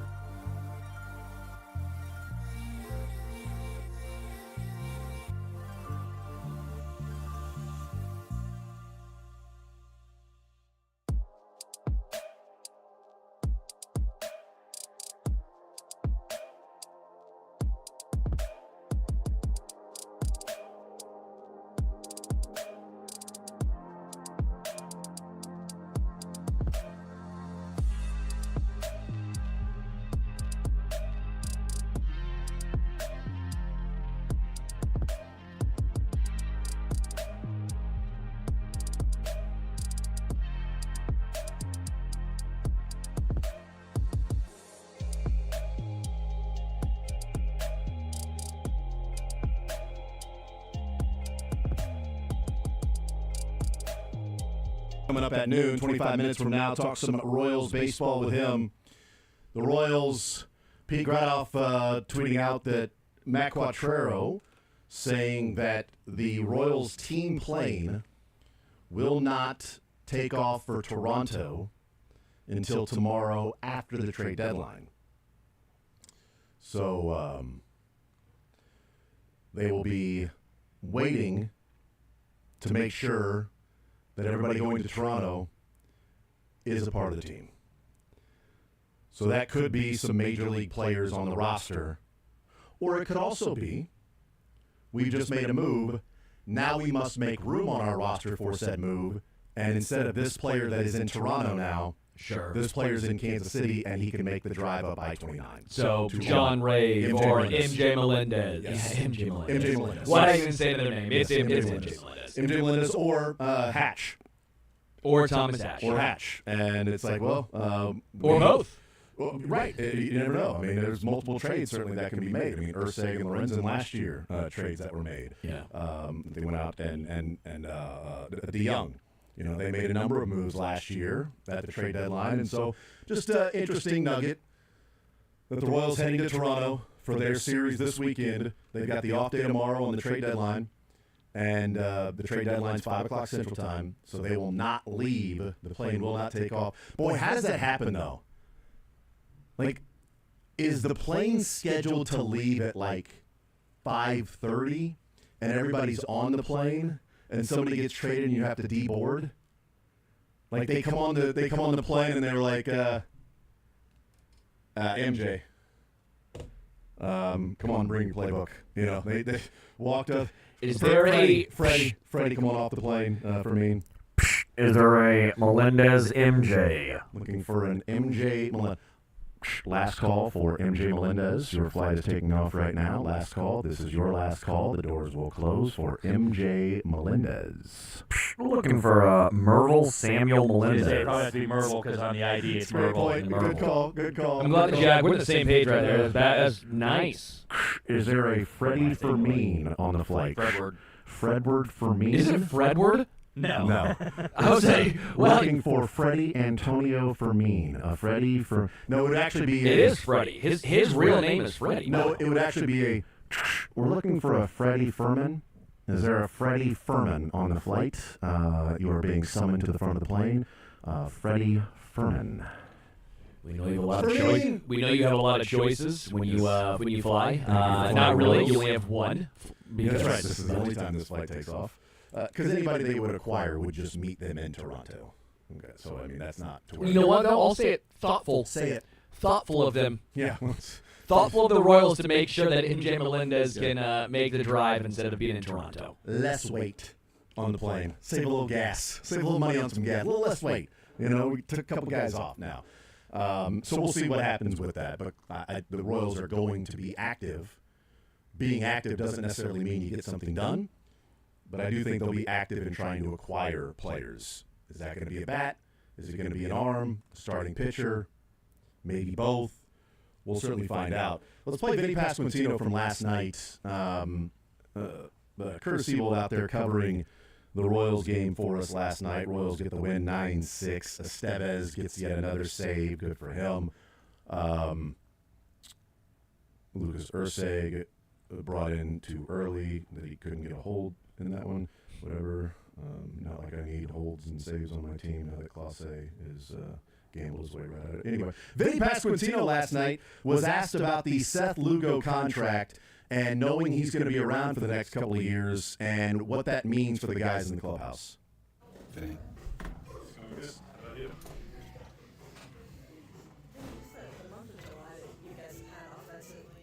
Yeah, it's find clip 1 in the zone folder. Yeah, clip number 1 zone folder. About a minute long. About 1:06. Clip 1. Vinny Pasquantino. Because what I want to hear is the end of that. It's really good. Shout out to K-Dog for being there. K-Dog. Sorry, K-Dog. K-Dog. It's like Isbell, not Isabel. Isbell. It's K-Dog, not K-Dog. Right. So you're finally figuring out it's Isbell, not Isabel? I'm pretty sure I've been saying Isbell the entire time. Are you kidding me? You think I've been on the A? You've been saying Isabel since the day I met you until 25 seconds ago. I wish you would have said something sooner. I feel like I've always said Isabel. I thought it was a Isbell. fun little joke that everybody else was having. I feel like I've always said Isbell. You said Isabel. Yeah, it's fine. It's no big deal. I said Greichuk until, Yeah, I wanted to change you. I wanted to stop you on that one. Don't try to change me. I won't change you. We're together now. Don't try to change me. Okay? Let's hear that clip of Vinny Pasquantino asked about the Seth Lugo contract and the impact on the clubhouse. I think it's big for the team because it gives us some clarity. Because this week's always a little bit weird. I don't know, Sam, I'm probably not supposed to say that, but it is. There's like a weird cloud hanging over the team, and to be honest with you, I felt like that kind of ended that that move. I think the organization made a really smart decision doing that. It's not common for small market teams to make moves like that, to extend guys when they could have easily traded them and gotten some prospects, and they didn't, and that fires up the locker room. So thank you to Mr. Sherman for doing that. I mean, it's awesome. So it's kind of what you're looking for in a team, is that, you know, they're willing to do that. So I know Lugo's pumped. I know everybody. Like, I'm pumped. Walker's pumped. Bob's pumped. Sal's pumped. Everybody's pumped. So it's awesome to kind of, for us to do that, it's kind of baller. So it's cool. What'd you say? Oh, for sure. Yeah, especially next year. Team dinner's on him for sure. Yeah. So there you go. There's Vinny Pasquantino, and it's interesting hearing that side of it. You know, they get the deal done with Seth Lugo on Sunday, when that happens. And the Royals, if we count Sunday, they are 2-1 in that time, but they've scored 4, 7, and 9 runs in that time since the Seth Lugo contract was like officially, or the Seth Lugo contract was sort of people around the organization knew it was getting done, and so maybe people in the clubhouse knew that it was getting done. And we'll see what they do today against Atlanta in the rubber match game with Angel Zerpa going to the mound, but.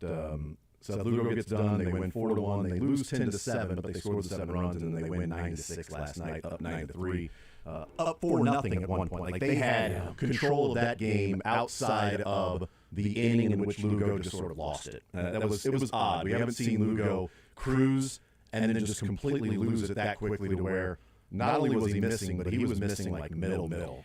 He was just throwing spinners up there at times, and I'm glad that Quattrero eventually got him out of there. I was actually wanting him to get him out of there early. Like I feel like I'm watching, like, this isn't Lugo. I get why you want to get the quality start. You want him to get. Yeah, I don't know. It was number 9. They looked at him for was it Nick Allen? He was hoping that he could get through Nick Allen, and so it's like, all right, I'm trusting Lugo, which is fine, because there have been times when I've asked him to trust the guys out there on the mound, the veteran players. But then there have been times where it's like, man, this guy's cruising, and you took him out of the game. And then I'm watching last night, I'm like, Lugo's lost it, and you got to get him out. Like, he's missing, he's not missing close. Yeah, he's missing either pretty decently outside of the strike zone, or he's leaving one middle. And he just doesn't have it right now. And so with the 4-0 lead in the 5th, or in the 6th, I mean, he's already qualified for the win. So even if you want to go that route, yeah, it's not a quality start technically. So I get him staying with it. But they had that game under control, 4-0, even in the big inning from Atlanta, because the Royals come right back in the bottom of the 6th and answer back with a bases loaded, bases clearing double by Kyle Isbell, which was great, and a great at bat, following a great at bat by Randall Grichuk. Yeah. And we saw Adam Frazier, since he's been on the Royals, have a couple of really good at bats. That's what they needed. They needed guys up there that have a plan, have an approach, have a veteran sort of way about them, that's not just going to be up there free swinging and taking strikes right down the middle and swinging at breaking pitches outside of the zone. You need guys that are willing to work, foul it off. Oh, that's clearly ball 4. Now I'm going to jog down to first base and load the bases up for Kyle Isbell. Yeah. And clearly they were wondering about the bunt, because that first pitch was kind of grooved in there, and Isbell got underneath it. But that first pitch grooved in there, I thought, well, they're just expecting a bunt here from Isbell. So they're grooving it in there, thinking that Isbell's going to bunt and go play it and try to get the out at home plate. Now, it's a little more difficult to do that safety squeeze when you don't have to make the tag. So probably the reason why you don't have that play on with bases loaded. Yeah. If it was second and third and it's a tag play at home, a little more difficult, but all he's got to do is just keep his foot on the base, and then you risk a potential double play or something like that. But Isbell came through. And that's been something that guys haven't done enough all over. Not just Isbell, but up and down the lineup. Guys coming through in those situations to make sure you get the run in. Second and third one out, you got to find a way to score that run. They have been doing that in July. Yeah. They've been doing that since the All-Star break. And it's why they're winning, because July they're 13-9. They were 39-46 entering July. They're now 13-9. They are 4 games back of the wild card with 4 teams in front of them, but 2 of the teams in front of them are Cleveland and Tampa. Tampa might be moving Pete Fairbanks. They might be making another couple of moves. The Guardians have lost Clase, which might force them then to move Quan and Bieber and who else? Other guys on that team. So if you take those guys out, then you're looking at the Rangers, Mariners/Red Sox are the teams that you would need to pass 2 of those 3 to be able to make the postseason. You'd still be 4 games behind the Mariners, who just got Naylor, and the Rangers are looking like they're probably going to do what they can to bolster their bullpen because the back end has been suspect, and Robert Garcia is their closer, and Luke Jackson and those guys have been suspect. They might be moving Garcia while adding bullpen help. We'll see what happens with the Rangers. The Rangers are going to try to improve. So they would be only 2 teams. The team that's in the last spot for the wild card, 1 team, and then the Royals, if what happens over the next 29 hours is that the Rays and the Guardians sell. I just still have some concerns with the Royals bullpen. Also keep an eye on the Angels, too. Yeah, because the Angels might buy or they may sell Joe Adell. The Royals bullpen has been, again, that's one of my major concerns still is the bullpen. I feel like I'm the only one in this camp, but I don't think you are. I think there's some concerns along the way. Urseg's looked better. Estevez, it was rough there in, against Cleveland. The Royals got the walk-off. He's still not getting enough strikeouts for his stuff, and I'm perpetually confused because in the All-Star game he struck out all 3 guys and he looked great. I'm like, where's that? I'm not trying to be a smartass, but where is that? We've not seen. He has 28 saves and he's almost always came through. But it's not always been pretty. It's been a lot of hard contact, and I guess that's my concern there. Schreiber's been pretty darn solid for the most part. I've not been there. I've not a ton of concerns. Hunter Harvey is going to have to be a good back-end guy because I just have so much concern with Zerpa and with whoever else they're going to end up putting. Obviously Sam Long's not going to be the answer. Jonathan Boland's not the answer. Cruz didn't look great. Cruz is not. At times he's looked unhittable. At times he's looked like Carlos Hernandez. And I know I'm not trying to say it has to be 14-15 as bullpen, but I just feel like you need more consistency in the bullpen pieces. I know we've all had our thoughts on Q, but you know what makes Q look better? When the bullpen finds ways to get it done instead of them blowing games. The offense has done their job since the All-Star break. The pitching staff needs to step up. And I guess there's a long way to get to. I didn't have a major issue with Lugo, him trying to get through 6 with Lugo, because I do think he's in the same boat of, I don't know how much I trust his bullpen right now. And they've been taxed. No off day tomorrow, but with the bullpen day to day, trying to get as much out of Lugo last night made a lot of sense. Yeah. And Irsay goes today. We'll see, who's going to be back. Maybe it's Irsay and Hatch that they go. I think they said Zerpa. I didn't mean Irsay. I meant Zerpa. Thank you. Zerpa and Hatch. Yes, absolutely. It's 100% Zerpa. I don't know why I said Irsay. I was looking at a couple of the Royals' stats there in the back of the bullpen and what Irsay has done. Come on, breathing fire. Yes. No, right? My bad. My bad on that. It is absolutely Zerpa. But I was just looking at Estevez, and he's got 6 blown saves this year. So he's 28 of 34. In save opportunities. Honestly, from what's available on the open market, it's not bad. Look, would you rather him be Wade Davis? Yeah, but there aren't Wade Davises out there. The Yankees gave up stuff for Devin Williams, and he's been really struggling. He's been better as of late, but even last night he gets the save after loading the bases with nobody out. Like, you want to talk about uncomfortable. You're up by 3, you load the bases, nobody out. He got out of it. But that was pretty crucial because it was Tampa Bay. It's Yankees and Rays that are playing each other. You can't blow that save if you're Devin Williams, and he didn't.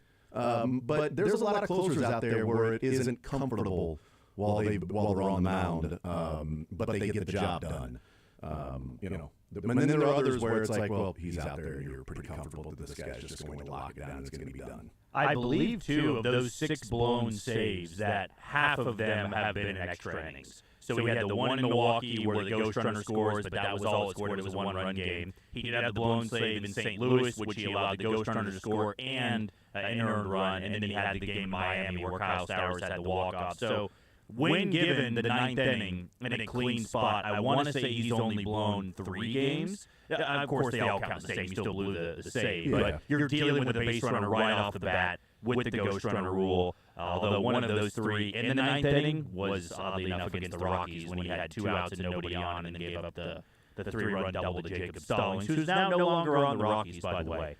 So, for the most part, has been pretty consistent in the 9th inning. I'm seeing, as I'm going through here, a blown save number 1 was against Milwaukee in the 10th inning, or the 11th inning. Blown save against Colorado was in the 9th. So there's 1 in extra innings and 1 in the 9th. It's 1 and 1. So if we're just going by 9th inning blown save, there's 1 against Colorado.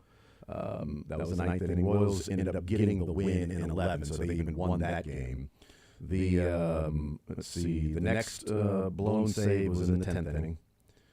The next blown save was in the 8th inning, losing to the Mets. They lost 8-3, but he was. He came in after Cruz had loaded the bases too. Yeah, but they counted it because he gave up Cruz's runs and then another run, and so he gets credit for the blown save. Although an inning, a hit, a walk, an intentional walk, he struck out 2, but still blown save in the 8th. That's still not the 9th.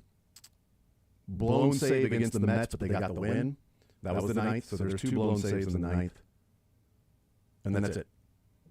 So two blown saves in the 9th, they won both games. No, he's been good. My concern still is the lack of. By the way, that's surprising to me because I don't remember it being that. With some of these uncomfortable games and some blown saves, I don't remember them being that many in extra innings where the Ghost Runner scores and then they lose and things like that. Because Cleveland, he gave up the runs, but they were inherited, right?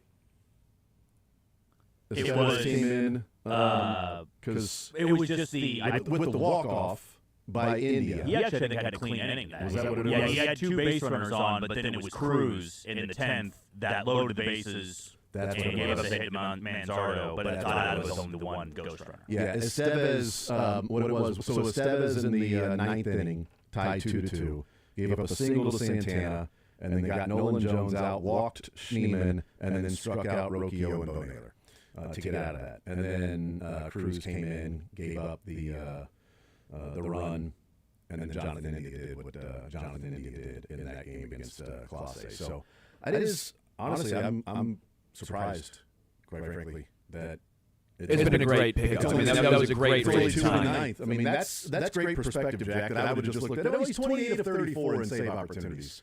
Well, he's 28 of 30 in 9th inning save opportunities. That's, I mean, I'm sorry, but you can't really ask for much more. But it hasn't been comfortable. Okay, cool. You want comfort? Watch the Chiefs play. Well, I can't say. Boy, I don't know the last time you had comfort when the Chiefs played. I was going to say, you want comfort? Watch the Chiefs play. They're going to win. Although there is a level of comfort, even though it's close. There's a level of comfort of like they're going to win the game. Yeah. I mean, it's like watching it's close, but they're going to win. Like there's a comfort to it. Like they're going to win. So maybe you want some comfort? Watch the watch Minions. Yeah, that's true. There's some anxious parts of that too. Watch Paddington Bear. Yeah. We'll take a time out. We'll come back and continue rolling. More so next.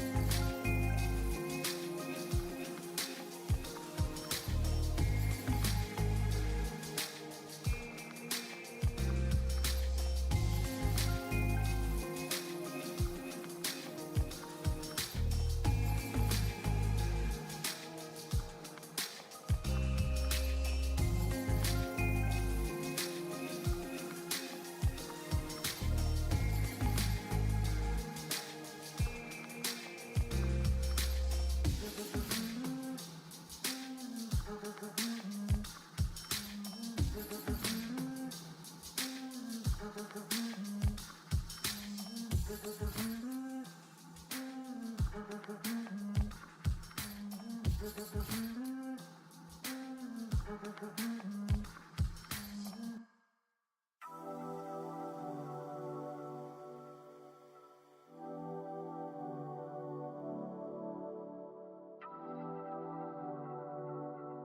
Review joining us here in the zone. Max, welcome to the show. How are you, sir?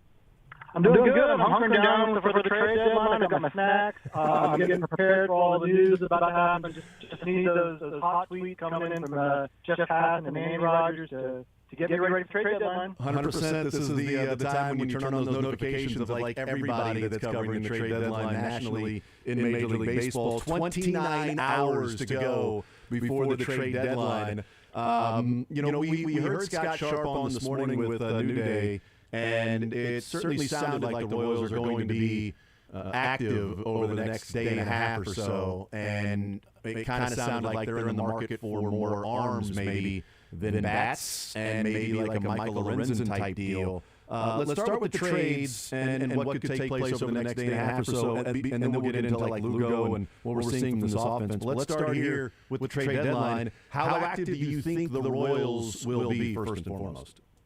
Well, I think they have to be active. I mean, when you're starting a 45-year-old Rich Hill, and today they're doing a bullpen day, I mean, there's some holes in that rotation they need to fill. I'm not expecting them to be like major players for some of the top names out there, but kind of what they've done the last couple of weeks, getting guys like Adam Frazier and Randall Grichuk, like they aren't sexy moves, but they aren't high-cost moves either. They're not sacrificing the future here. They're making moves that can supplement this roster a little bit, and I know fans may get irritated that, like I said, they aren't sexy moves, but a guy like Grichuk, it's a professional hitter who gives you better at-bats than you can get out of your outfielder. A guy that can step in and be a solid fifth starter, kind of like Lorenzen was last year when they acquired him, can really stabilize that rotation that's frankly hurting a lot right now with the loss of Bubic and Lorenzen. So I think there's a lot of moves they can make that, and there's a low bar, right? It doesn't take a lot to kind of improve this roster right now. It's a good team, but they definitely have some major holes that they can improve without having to give up too much. So, yeah, it wouldn't surprise me to see them being pretty active. Certainly not one of the teams that is going to be talked about on ESPN and making the major moves. Yeah, it's interesting because like if they bring somebody in and you get Lorenzen and Reagan's back, you're then back to having 6 guys really in your rotation. So bringing somebody in could just be like, and one of the names that Jack brought up a little bit earlier was like an Aaron Savali that could be a swing guy, but also help sort of patchwork until you get Lorenzen and maybe even Cole Reagan's back. And if one of those guys doesn't return or is not to that level or he has to miss some time, then he can be a guy that stays in the rotation. But with Lorenzen and Reagan's, you're at Walker, Lugo, Cameron, Lorenzen and Cole Reagan's when they get them back. But you're still maybe a couple of weeks away from even Reagan's being assessed at this point. So I think it'll be interesting to see what route they go because it's almost like, Max, you can make the case that Hunter Harvey is a July 31st trade deadline acquisition because as long as he stays healthy, but the same situation that the Royals were in last year when they acquired him and he did not stay healthy.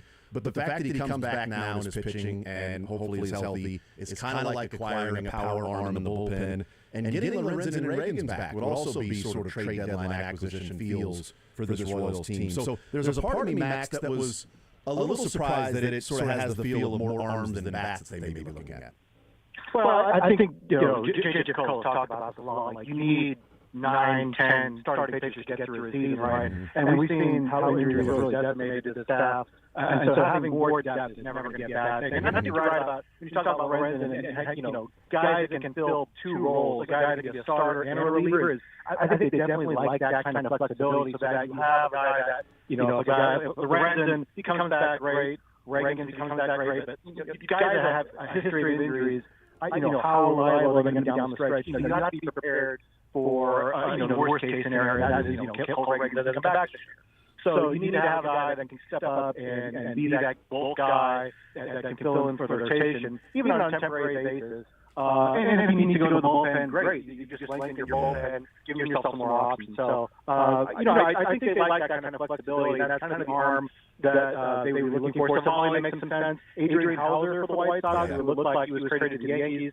but I guess that report was incorrect, so he may still be out there. So guys like that who aren't going to take a whole lot to acquire, like Renton didn't take a whole lot last year, but could fill kind of multiple roles and be an upgrade over what you have. Visiting with Max Reaper, managing editor of Royals Review.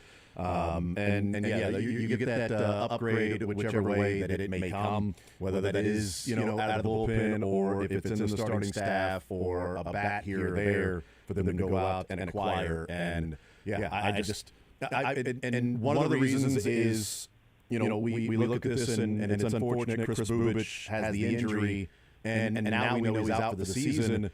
My thoughts when I first heard the injury, and then we heard Max that he had been dealing with some form of it throughout the season, that immediately got my antenna up, and I was like, I think this is going to be longer than a short stay. If it's something he has been dealing with, then I don't know that you want to just get him back to when it was, well, he's been dealing with this, let's just get him back to that level, as opposed to, it's been something he's been battling through because this team is trying to make the postseason, but as soon as it gets to the level to where now it's keeping him from pitching at all or being effective. Now you just simply shut him down until the thing is fully healthy. What was your reaction and takeaway to the news that Chris Bubich is now, according to the Royals, lost for the season? Well, I think as a fan, when you hear a guy that says he's kind of been dealing with all season, and then you get the news that he's out here, I think the first instinct is like, well, why would he kind of continue this, trying to pitch to this, especially a guy that has a history of Tommy John surgery. But I get it. These guys are gamers, and everyone's at this point of the season, everyone's dealing with something, right? They're going to have there's pulled muscles, there's strain, there's creaky knees. I get that to an extent. But it's just interesting because the Royals, they really handled him with kid gloves last year, I thought. And I get it. First year back from Tommy John surgery, they were really cautious about it. And I was curious to see how they handled his innings this year. Like if we got to August and it was up there in innings, were they going to maybe scale him back, say okay, he's only going to go 4 or 5 innings per start, or maybe even go to the bullpen? We'll never know now. But I'm curious to see if they were in a pennant race with a healthy Bubich, how they would have kind of handled him, because that's a delicate situation where you don't want to drive him into the ground. They have him for next year as well. Hopefully he returns and he's the kind of pitcher he was this year. But you certainly like to have. You certainly don't want to jeopardize that for a team that right now is still kind of on the periphery of contention. So it's a little frustrating, but injuries happen. I don't know if there's any secret or key to keeping guys healthy at this point. I mean, it just seems like guys break down, and you just kind of have to prepare for having a team that has enough pitching depth. I mean, look at the Dodgers. They have an entire rotation on the injured list, and of course they can afford that a little bit. But I think every team right now is kind of prepare for, one or two of our best pitchers might go down at some point this year. What do we plan to do at that point? And luckily the Royals have a pitching coach staff that is better at developing pitchers. So I think we have a little more confidence that maybe if the next man up can have a little more success than maybe we've seen in the past. And it's also better that this happened before the trade deadline. They still have some flexibility there to make a move.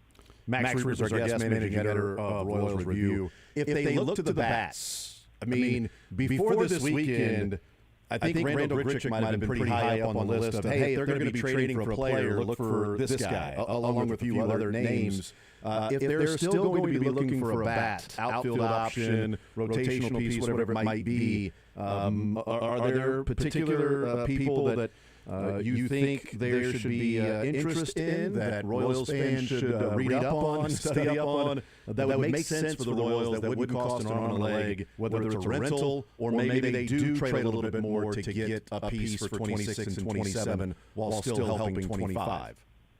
Yeah, I wrote a little bit about this today, like what kind of outfield bats are out there. And, there's two ways they can go. They can pay a little bit to get maybe a short-term guy like Adam Frazier. It didn't cost much to get him, or Randall Grichuk. And they're kind of role players who can help, can definitely be an upgrade. And it's not going to take a whole lot to get them. Or they can go for someone that can help out not just this year, but next year, when I think the Royals want to be contenders as well.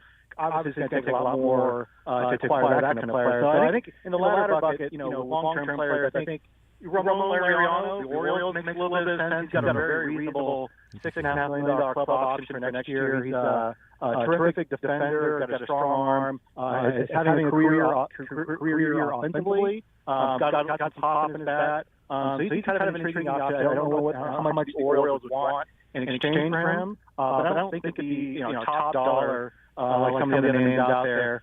You mentioned Joe Adell, the Angels. I think he's an intriguing player. He's got definitely good power potential. 20 home runs I think already this year. A little bit shaky defensively. Strikes out a lot, but he's very young, and I think there's more potential there.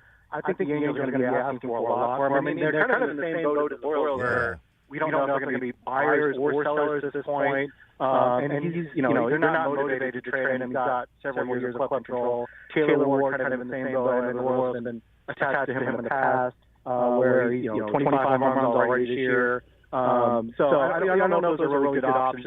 I know there's some reports about them being linked to Jarren Duran of the Red Sox. I don't think that's really a possibility unless they just go nuts and trade Noah Cameron and Carter Jensen and probably more pieces from that.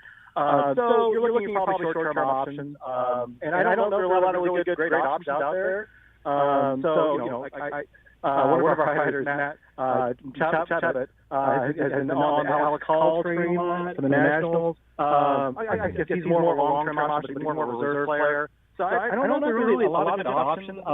Like I said, it won't take a whole lot to upgrade from a guy like John Ray, but you have to find a player that another team's willing to part with. And the teams that are bad, that are going to be bad next year, like the White Sox and the Rockies, just don't have many good players they're going to want. And the teams that are bad, like the Braves and the Cardinals, who are traditionally pretty decent teams. The Cardinals have gotten better lately, but teams like the Braves, they're kind of looking to compete next year, so they're not going to trade their players necessarily. So it's kind of a weird place to be, and we'll see how fluid this trade market is, but I don't know that there's a whole lot of bats there that are going to be of interest to the Royals. Yeah, the Jarren Duran one has been really interesting because I feel like there's a wide range of opinions on who Jarren Duran is from Royals fans and things like that. Because there was a report that there was for the Red Sox and a team that was interested, that it was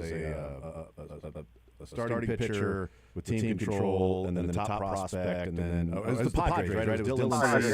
Yeah, so it was Dylan Cease and one of the top prospects, and then plus another one. And I put out the tweet, okay, would you trade Lugo, Blake Mitchell, and Mazzucato for Jarren Duran? And it was interesting how split people were. It was like some like yes in a heartbeat, others were like no way, I'm not touching that guy.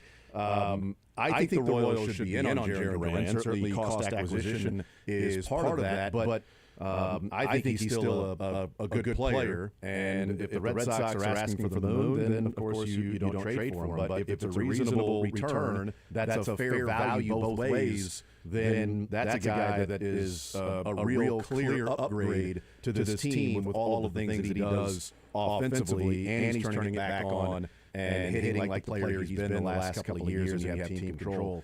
That is a guy that I'd be willing to move some significant pieces for in Jarren Duran, because you got him through 26, 27, and another year. So that's one that if there's team control and the Royals are going to make a bigger splash, I'd be on board with that, certainly depending on what it takes, but I'd be on board with a move like that if they were able to acquire Jarren Duran. Do you like the player? If it's something where that's a significant move for the Royals, are you on board with acquiring Jarren Duran, assuming it'll take some real value to get him back?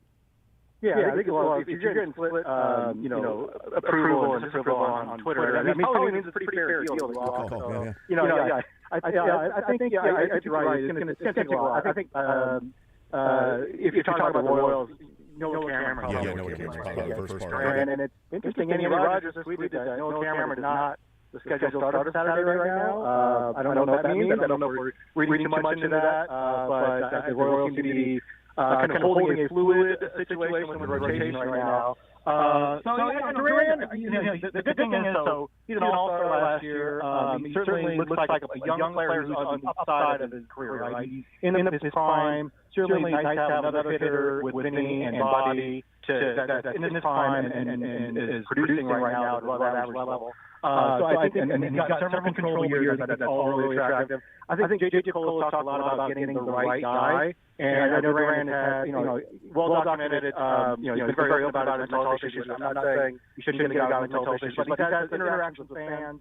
I don't know if that's going to be something that, is, something they look at, but I think his teammates seem to vouch for him, so if it's something where the Royals feel like we can add him to the clubhouse, he's going to be a good mix with Salvi here already and Vinny providing good leadership, and then that could be a great clip. That could be a great fit for him. So we'll see. I mean, it's going to be that report you had about the Padres. It was like Dylan Cease and Ethan Salas, one of the top 50 prospects in baseball.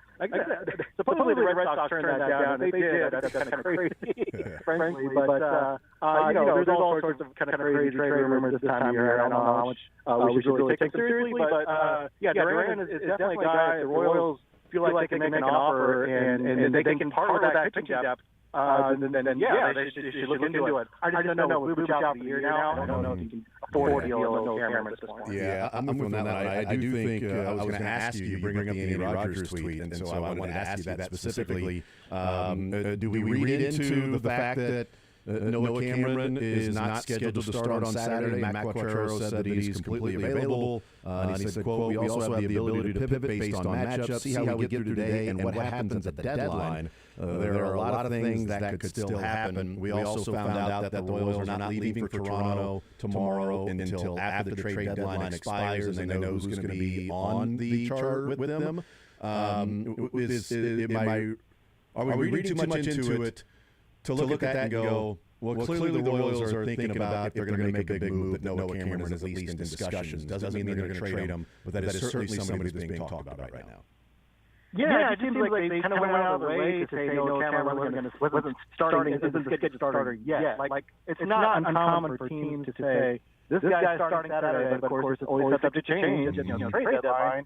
So to say, like, you don't know yet, that kind of raises, my radar, gets on my radar a little bit, like, okay, well, I'm sure there's a lot of interest in him, right? And the teams know the Royals have some pretty good starting pitching. They know Cameron's pitched really well this year, and that they need some hitting badly. So I'm sure there's been some discussion of it at least. It's really interesting that they made that statement. Who knows? We all know the rotation right now is very good. We don't know. I mean, today they're doing a bullpen game, and we'll see what the rotation looks like next week. But certainly very interesting to hear that. Visiting with Max Reaper, managing editor of Royals Review. A couple more, then we'll let you go. Seth Lugo, they get the deal done. The extension, Vinny Pasquantino last night in the clubhouse spoke glowingly of what it meant to the players there in the clubhouse and said it was a pretty baller move. And shout out to John Sherman because small market teams don't typically make moves like that. The players were fired up in the clubhouse. They get Lugo done, sign him to an extension. Max, did they get it right, making this move instead of making the trade or moving Seth Lugo for pieces? In your mind, did they get it right by extending Seth Lugo for 2 more years? Yeah, I think as small market fans, we kind of become trained to say, okay, when are our favorite players going to get traded away? And I mean, what most teams do is they actually keep their good players, right? Especially the ones that want to stay. I think it's great that the Royals have good players and they want to keep them. I think it's good on ownership. I think it's good on J.J. Piccolo for taking the move to sign him. And it's great for that clubhouse that there are guys that actually want to stay here. That Michael Wacha wanted to stay here. Bobby Witt wanted to stay here. That Seth Lugo likes pitching here and wants to stay here. So I think it's good for clubhouse. I think it makes this first of all a more attractive place to sign as free agent. And Andy Rogers wrote last year about how guys were recruiting players to come here. And so that helps because we certainly can't offer top dollar on every free agent. But it's also good that they're just building towards something. I mean, I think too often we kind of trick ourselves into believing in a future that may never come. I mean, prospects are nice, but a lot of them fail. And how many rebuild movements have we seen that just don't pan out? And so it's nice to think we could have gotten a really good prospect. We probably could have gotten a really good prospect. I think Seth Lugo, especially in this market. But, is it a prospect that was going to be the next Pete Crow Armstrong? That'd be great. But most prospects are like Kyle Davey, guys that don't pan out. So Lugo, he's a little bit on the older side, but he seems like he has a rubber arm, He doesn't have a whole lot of miles on that arm. He doesn't throw 98 miles per hour. You don't feel like there's a high chance of breakage. And I feel like they kind of protect themselves a little bit with that testing option in the third year where, he only gets that if he pitches a certain number of innings. So I think they're pretty well protected. They've got a lot of flexibility in the future here in the next couple of years. It's not like they've saddled themselves with a lot of bad contracts. So I feel like they're in a good place. And have that comfort of knowing they have a rotation with Waka and Lugo, and hopefully Lugo returns next year. And then no Cameron sticks around if they don't trade him. That's a pretty good start for rotation. At least you retained your strength of your team, and if you just need to go out and build on that outfield this offseason, well, that's a challenge, but not the biggest challenge in the world. Certainly not as much as going out and trying to find a new rotation. Max Reaper's our guest managing editor of the Royals Review. Last one for you, the offense and what they've been doing, which is interesting. We've been talking about get a bat all year. Now it's like, okay, do they need an arm because the bats are looking much better and much improved. And the starting staff is banged up, but with the offense of what we've seen so far, in July, they are averaging 4.8 runs per game, where heading into July it was 3.3. It's 23 games, so it's not like, they're averaging 5 runs per game over the last 5. It's 23 games, and post All-Star break, they've scored 4 more runs in 9 out of the 11 games that they have played. Is this now the Royals' offense? Can this remain, Max? Or is this a hot stretch of baseball that teams go through for 15 to 20 games, hitting is contagious? Or are they getting back to the team that they were last year when they were really good with runners in scoring position, and they were winning games and scoring runs based on taking advantage of opportunities that were there? What do you make of this offensive improvement, and is this more likely to be the offense that they are moving forward? Well, I think they had a really cold stretch there in June, and so to see them kind of bounce back is pretty encouraging. And it's probably a little bit of a hot stretch, but I think the overall offensive true talent level is probably above where it was a couple of weeks ago. I mean, adding Grichuk and Frazier gives you a little more depth, I think. Salvi, we said all in the first half, just wait, his underlying metrics look good, just wait. And now, we've seen him really take off in the last couple of weeks, just showing that he's the Hall of Fame player that he is. Vinny Pasquantino has been really great the last month. So I think we're starting to see some of these guys come around. Jonathan India starting to hit a little bit better. I still think we have yet to see what this offense really is. But it's nice to see them have a hot stretch, build that confidence, because this thing could have really spiraled out of control. They had a really bad month there. And, if they didn't have the kind of leadership they have in that clubhouse, I think that could have gotten really bad and sour pretty fast. So it's nice to see them bounce back. Hopefully it gives them some confidence going into this trade deadline. And look, they make a trade or two that, keeps that clubhouse, believing that they're a contender. Who knows? Maybe that kind of propels them the next month here, which is going to be pretty critical. Yeah, and these next 6 games are going to be, after today. The next 6 games going to Toronto and going to Boston, teams that are battling for the playoffs. Toronto leading the American League East. Boston right there, a team right in front of them. One of the 4 teams in front of them that they are chasing for the wild card. So these next 6 games post-trade deadline are going to be pretty darn crucial for this team. We let you go on this, Max. Yes or no, do they make a trade? And if yes, throw a dart as to a name that they end up acquiring. I think they do make a trade. I'll throw out Laureano. That wouldn't be a totally crazy trade to make. Give them another outfielder to put in there. So I'll say Ramon Laureano. There we go. On record. Max, you're the man. Really appreciate the time, brother. Enjoy the baseball today and the trade deadline tomorrow. And very smart of you to be completely stocked up on the snacks to veg out and just keep track of all of the different reports out there. Thank you, brother. I appreciate it, man.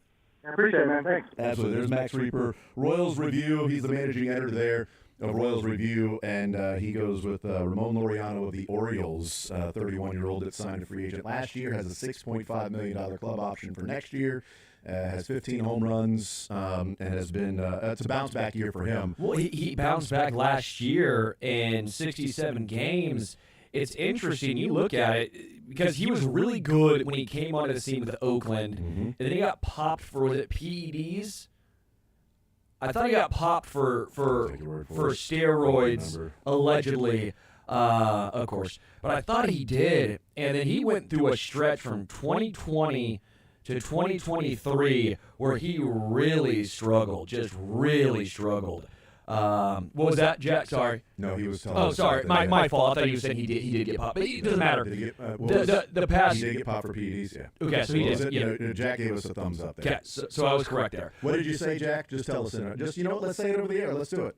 Sorry, I was letting you know the research that Keystone had. Okay. I've already got the numbers. What's the number? 34. 34, okay. 34. We'll tell you what 34 means in a second. Go ahead. But he's been really good the past 2 years. 296, 327, 505 OPS in 832 last year in 67 games. This year in 81 games, 291, 356, 531.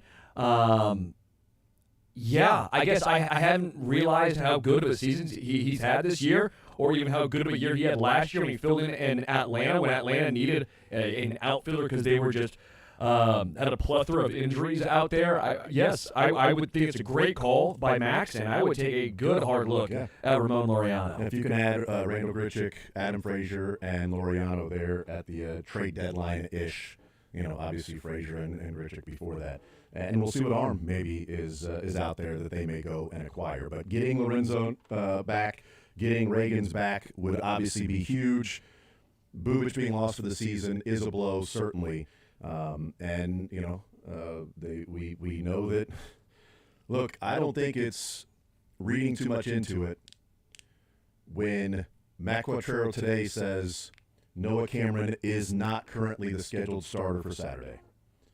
Just openly saying that, Saturday, Noah Cameron's regular spot in the rotation, they have to be announced TBD for Saturday, saying that Noah Cameron, quote, is completely available. Quote, we also have the ability to pivot based on matchups, see how we get through today, and what happens at the deadline. There's a lot of things that could still happen. So they've got Michael Walker scheduled for tomorrow. Or on Friday. Yeah. The day off tomorrow. Michael Walker is scheduled for Friday. Noah Cameron's regular spot would be Saturday, and they have Seth Lugo scheduled for Sunday. But Noah Cameron's regular spot in the rotation would be Saturday, and they do not list a starter yet on purpose. And Quattrero saying they could pivot based on matchups. You're not pivoting. You're not taking Noah Cameron out of the rotation based on matchups. He's been one of your starters. You're not doing that with Noah Cameron. So I get that. Based on matchups. Okay, whatever. How we get through today. What if you get through today, awesome, you're going to go into the bullpen game and skip Noah Cameron for no reason?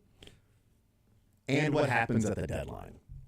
That's what stands out, is clearly if the Royals are going to acquire somebody for long-term impact, a Jarren Duran-type player, somebody like that, it seems like Noah Cameron is the one that people have been talking about. Would you do that?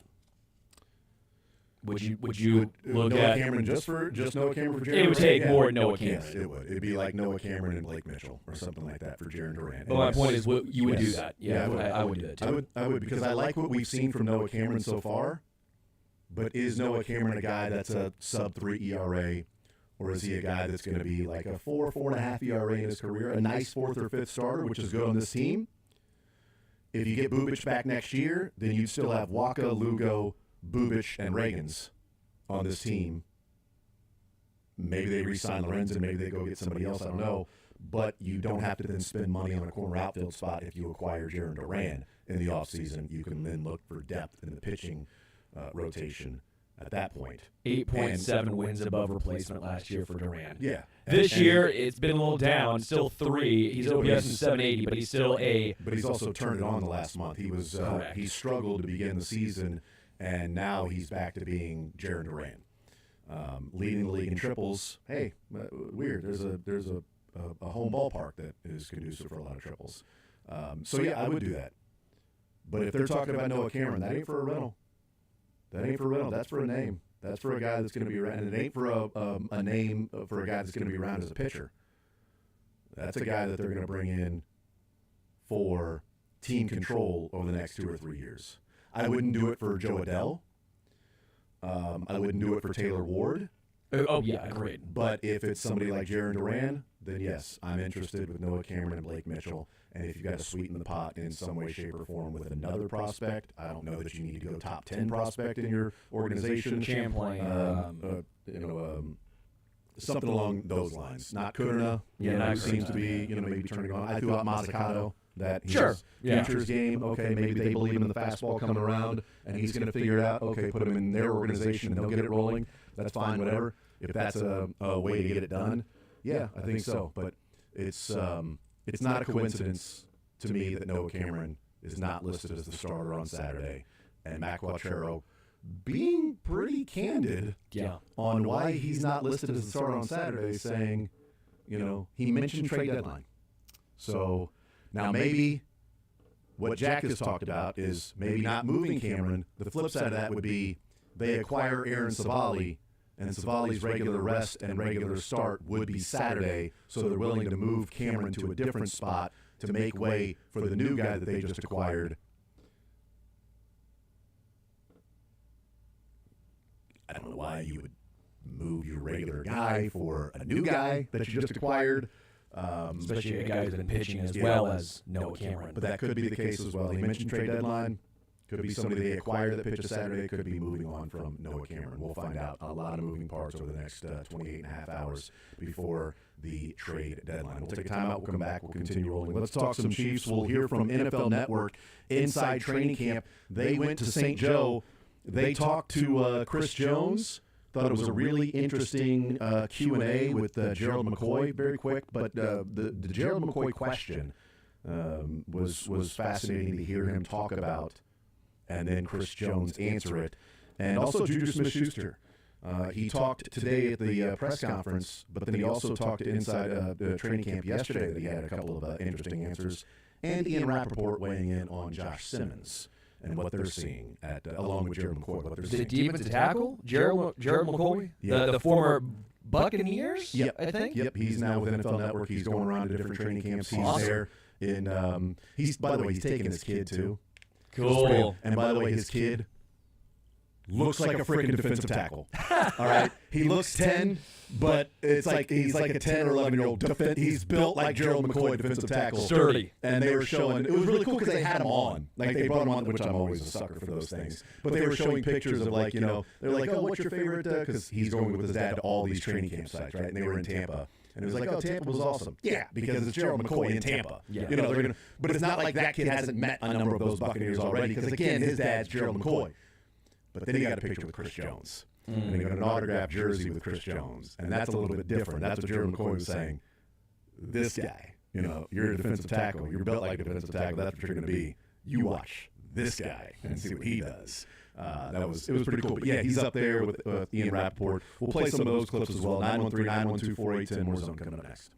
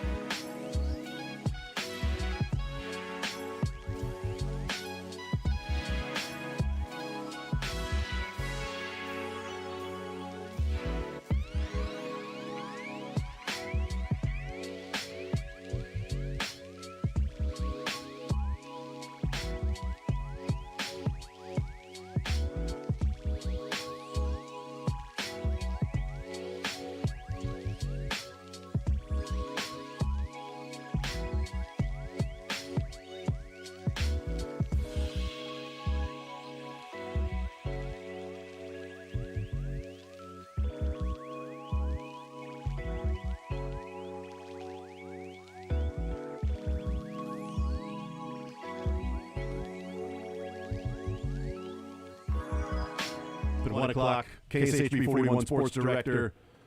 Play some Rotten Tomatoes with him. NFL on CBS announcing their game announcers. J.J. Watt joining this year. We knew that a couple of months ago. And I'm not saying to take away Harlan and Trent Green because I like that combination. But it is interesting, like the new guys that they bring in automatically jump up. Of course, that's probably part of the negotiating the contract. Sure. Part of it. You've got Nance and Romo, and now you've got Ian Eagle and J.J. Watt as the number 2 at CBS. Number 3, Harlan and Trent Green. That is shocking. Harlan and Trent, to me, are the... They're up there. Nance and Romo have the names, and it's like... But Harlan is the name. Right, but if you're talking about... But Nance and Romo, if you're talking about, like, the biggest game that they have is their number 1. But if you're talking like the entertaining, I don't know, Jim, Tony, as Caliendo gave him. Romo, when he burst onto the scene, was awesome. But if you're talking about just play-by-play, action, and analysis, Harlan and Trent are pretty awesome. I like Ian Eagle. Ian Eagle is really good. I like all those. I actually have no issue. Those they're all... Yeah. Well, that's why they're getting paid when they get paid, where they're at, because they're great at what they do. J.J. Watt's interesting. I've not heard him much in this regard. He's been willing to say stuff since he retired. So I think he would be a guy that'd be willing to criticize players and actually offer what he's seeing. The way that Greg Olsen did for Fox. Yeah, I like Greg Olsen. And Greg Olsen burst onto the scene, and he should not have been dropped from the number 1 team for Tom Brady, but that's how you get Tom Brady, is because you move him up to number 1. And Tom Brady, fine, whatever, but Greg Olsen is pretty legit. We'll see what J.J. Watt is. And if it means that Trent is the number 3 team to stay with Kevin Harlan, then that's fine, because I like the Kevin Harlan-Trent Green combination. But you've got number 1, Nance Romo and Tracy Wilson. And then number 2, Ian Eagle, J.J. Watt, and Evan Washburn's hair. Good call. God, that's some good hair. It is great. It's honest. Thank you. He has slightly better hair than me, but it's close. I'll begrudgingly take second. He's got no mustache, though.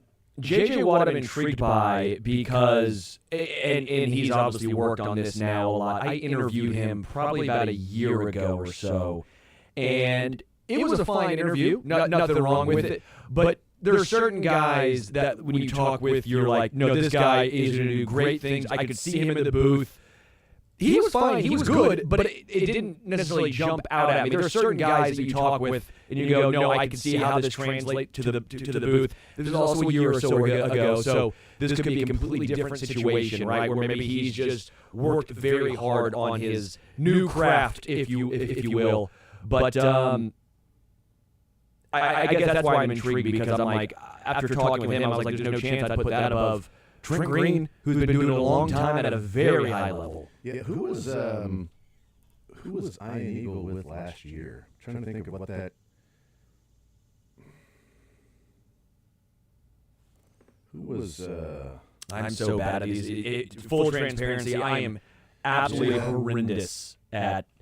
You tell me what platform they're with, CBS, Fox, NBC. I'm like, went from Fouts to Charles Davis, right? Was it Ian Eagle and Charles Davis? I thought it was Charles Davis. I think you're right. That sounds correct, Jack. Yeah, it was. You're right. It was Ian Eagle and Charles Davis. And Charles Davis has slid down to number 4 with Andrew Catalon. So Charles Davis goes from working with Ian Eagle down to Andrew Catalon and Jason McCourty. So Charles Davis goes from being Ian Eagle and Charles Davis to now it's Andrew Catalon, Charles Davis, Jason McCourty. Yeah. And now he's actually sharing the booth, which I'm fine with. Charles Davis is okay.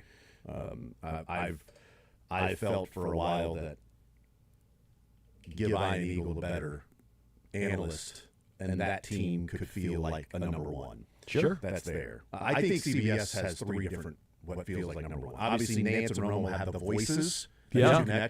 Like before Chris Fowler took over at ESPN, and now we're used to it.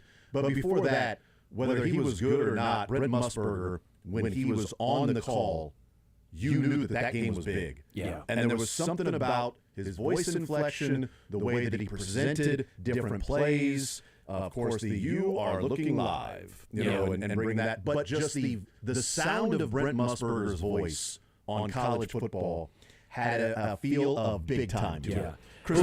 Go back to her.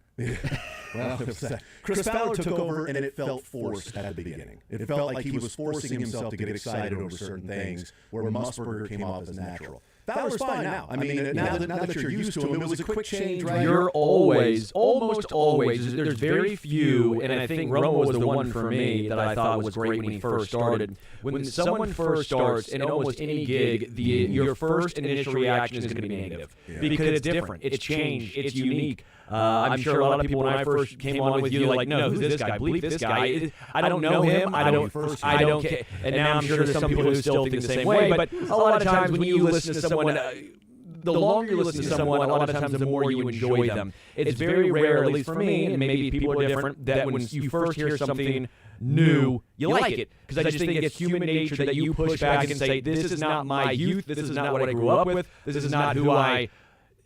And so... Romo, again, I think he's not been the same as what he once was when he first came on, but I still remember Romo when he first came on going, this is different, I dig it. I know I pushed back hard against Tom Brady. I didn't like Tom Brady when he first started. See, Brady burst onto the scene, and it wasn't all that great. And it was like, oh, this is, all right, so... You can see there's going to be a learning curve here, and really what they're doing is just getting him ready for the biggest game, which is for him to be on the call for the Super Bowl. Tony Romo burst onto the scene and was like, oh my God, this guy's a witch. This guy knows exactly what the defense is doing, knows exactly what the play call is going to be, and he was so good at that early on. And maybe as he's gotten further and further away from football, he's become less and less in tune with what the specific game plans are and the adjustment of defenses and what they're doing now and different things where offense were early on. It was like, I know this, and this. I know that. I'm right there. I'm in this position. This is still fresh in my mind, where it's been less than that and more shtick. So Romo's gone from like, oh my God, this guy's great, to then like becoming sort of a caricature to a degree. Yeah. And we'll see what J.J. Watt is. You've got to have a guy that's, one, entertaining and not afraid to criticize the players. Greg Olsen was good, entertaining, not afraid to criticize the players, and got right to the point, and gets to the point in a way that's easily digestible and understandable the way that he's presenting it. Greg Olsen is fantastic in my mind. He's, I still think he's dead wrong about the holding penalty on Juju Smith-Schuster in the Super Bowl. The Eagles, which helped set the narrative when that's called, and you've got the color commentator going, I just don't see it. When it's clear and obvious that it was there. Just as Troy Aikman last year helped set the narrative of how awful the Houston Texans-Chiefs game was and how one-sided and lopsided it was in the officiating towards the Chiefs. Aikman helped set that narrative last year. Those guys, my thoughts on that. Right, I know, and we are in agreement with that. But the color commentator helps set the narrative with those things. We'll see what J.J. Watt does. It'll, I think he's been fine in listening to different interviews, and I certainly think he'll have, hopefully those anecdotes and understand and be able to tell everybody what's going on. But being able to do it in a way that's clear and concise in between the plays, and to see what happens before the replay comes out. That's where I think Chris Collinsworth doesn't get a lot of credit for, because so many times a play happens and you're watching it from the bigger, and people watch games differently, right? Offensive linemen watch NFL games differently than just a novice fan.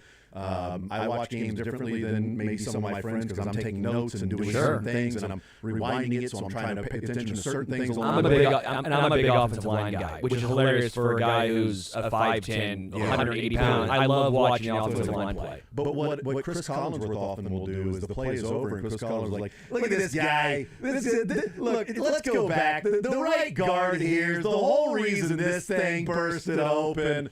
And it's like, oh, wow, he saw that immediately there. And then, well, you've got the block on this side, and it creates the seam. Look, and he circles the guy. Look, this is going to be the place where it opens up. And it's like, oh, that's exactly what happened. So he's really good, and he sometimes doesn't get enough credit for that. But the announcing teams now released from CBS, Jim Nantz, Tony Romo, Tracy Wolfson, number 1, Ian Eagle, J.J. Watt making his debut, Evan Washburn, the number 2 team, and then, of course, we still got Harlan and Trent Green. I don't know how many games we'll get Harlan and Trent Green. The first CBS game, 3:25 against the Ravens. I'm assuming that's going to be Nantz and Romo. The next CBS game, noon against the Raiders. It might be a Harlan Trent Green, both living here. I would love that. Not the 3:25 game. So Chiefs, Raiders, Harlan Trent Green maybe. At the Bills, CBS 3:25. That's Nance or Eagle. I feel like I ain't Eagle. I think Bills. He's from the Northeast, so maybe that's, I don't know. But is he named after the Eagles? Yes. Okay. Yep, they actually came over on an eagle, and that's how they got their name. Makes sense. You're the Eagles. Fly, Ian, fly. That's what the original one was. That'd probably be on Eagle. And then Broncos 3:25, or I should say Nance and Eagle, one of those two. 3:25 at Denver, CBS. That's probably going to be one of the top two. Colts at home at noon. Honestly, that might be Andrew Catalan or a Spiro Deides. Although I can't imagine them throwing a Chiefs game with their number 5 crew. So, but yeah, so there's a couple of Chargers at home, a noon kickoff, CBS noon. It could be a hard. That might be Diddy Matthews and Trent Green. That might be great. Be awesome if I got a chance to do that. Although it is in the off season, I've got time off at that point. Not really around, enjoying time at the beach around then. And then at Titans, CBS noon. So there's a number of them that we'll see. But there you go. J.J. Watt moving into the number 2 role. Let's take a time out. We'll come back. Let's hear from inside NFL training camp. I mentioned this clip I wanted to play. Gerald McCoy, his observation while asking the question to Chris Jones is really interesting. We'll do that coming up next.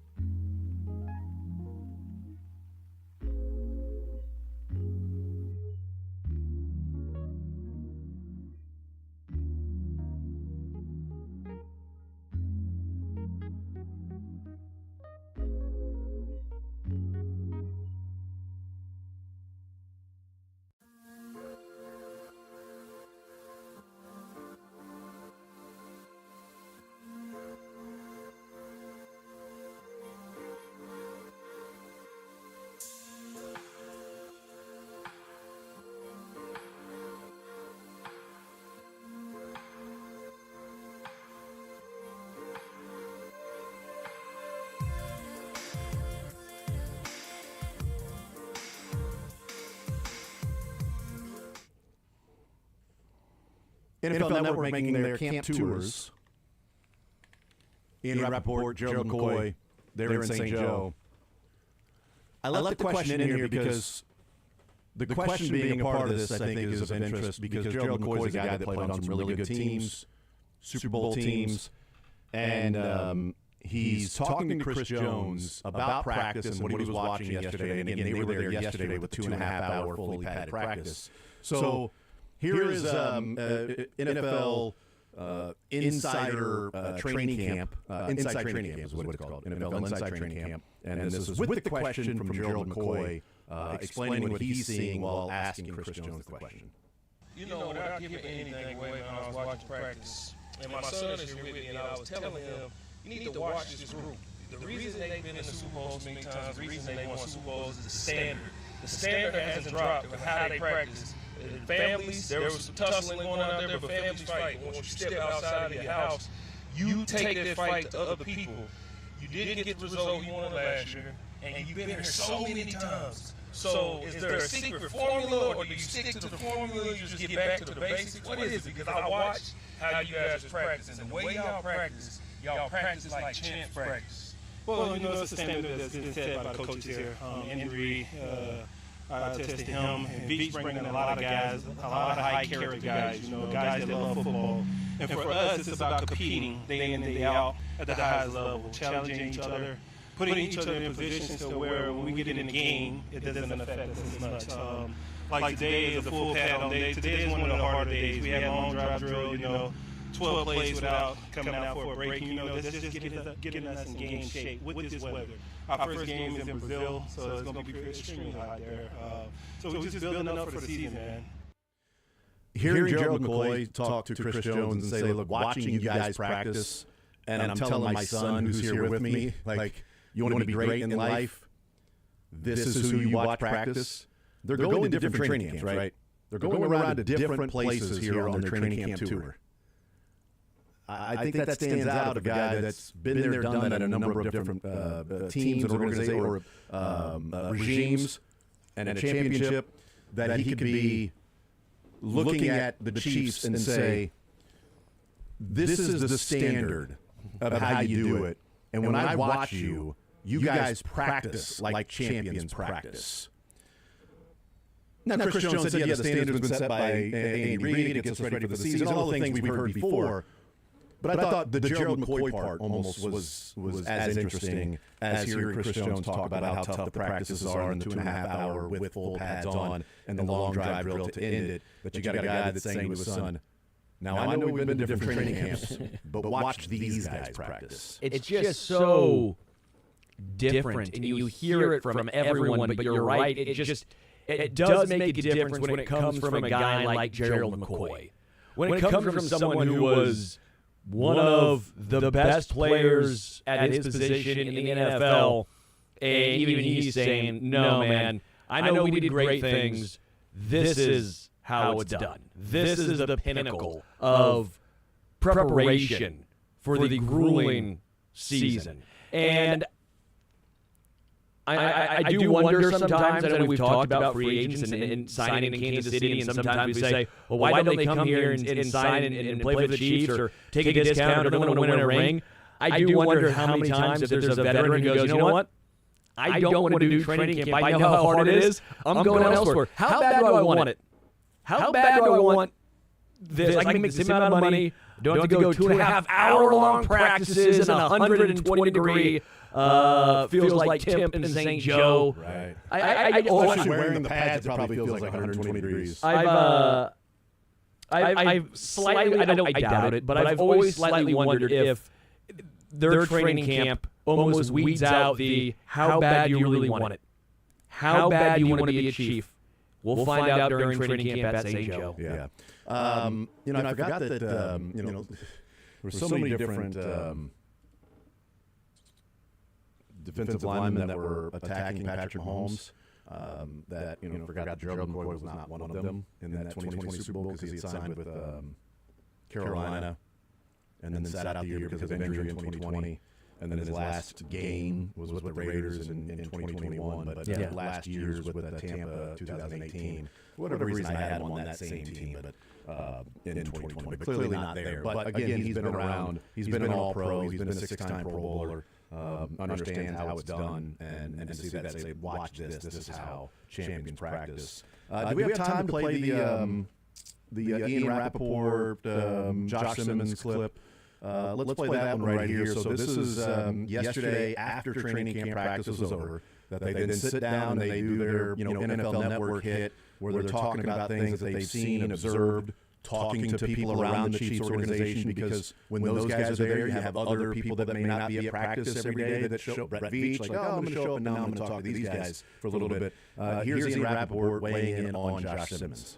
Maybe the most complete Chiefs team that we have seen since Tyreek Hill was on this squad. But they've made some tweaks and some tinkering to that offensive line to put themselves in good position. And getting the opportunity to watch Josh Simmons, the first round left tackle for the Chiefs today was something. I mean, he is as athletic as they said, and it is so impossibly hard to find these guys. I know because the Chiefs have been trying, right? I mean, they signed Juwan Taylor in free agency, they signed Jalen Moore, now he might end up playing guard. They drafted Josh Simmons, and for Josh Simmons to be available in the 30s where he was is absolutely crazy. But there is a reason why. He suffered a significant injury, torn patellar tendon, I stated it last hour, torn patellar tendon in the middle of his college season. It is a significant injury, and it's not always something that guys recover from. Right. So what teams needed to do in the draft is review all the medical reports. He went to combine. He did combine rechecks. The fact that he was already running on a treadmill by the combine recheck was a very, very good sign.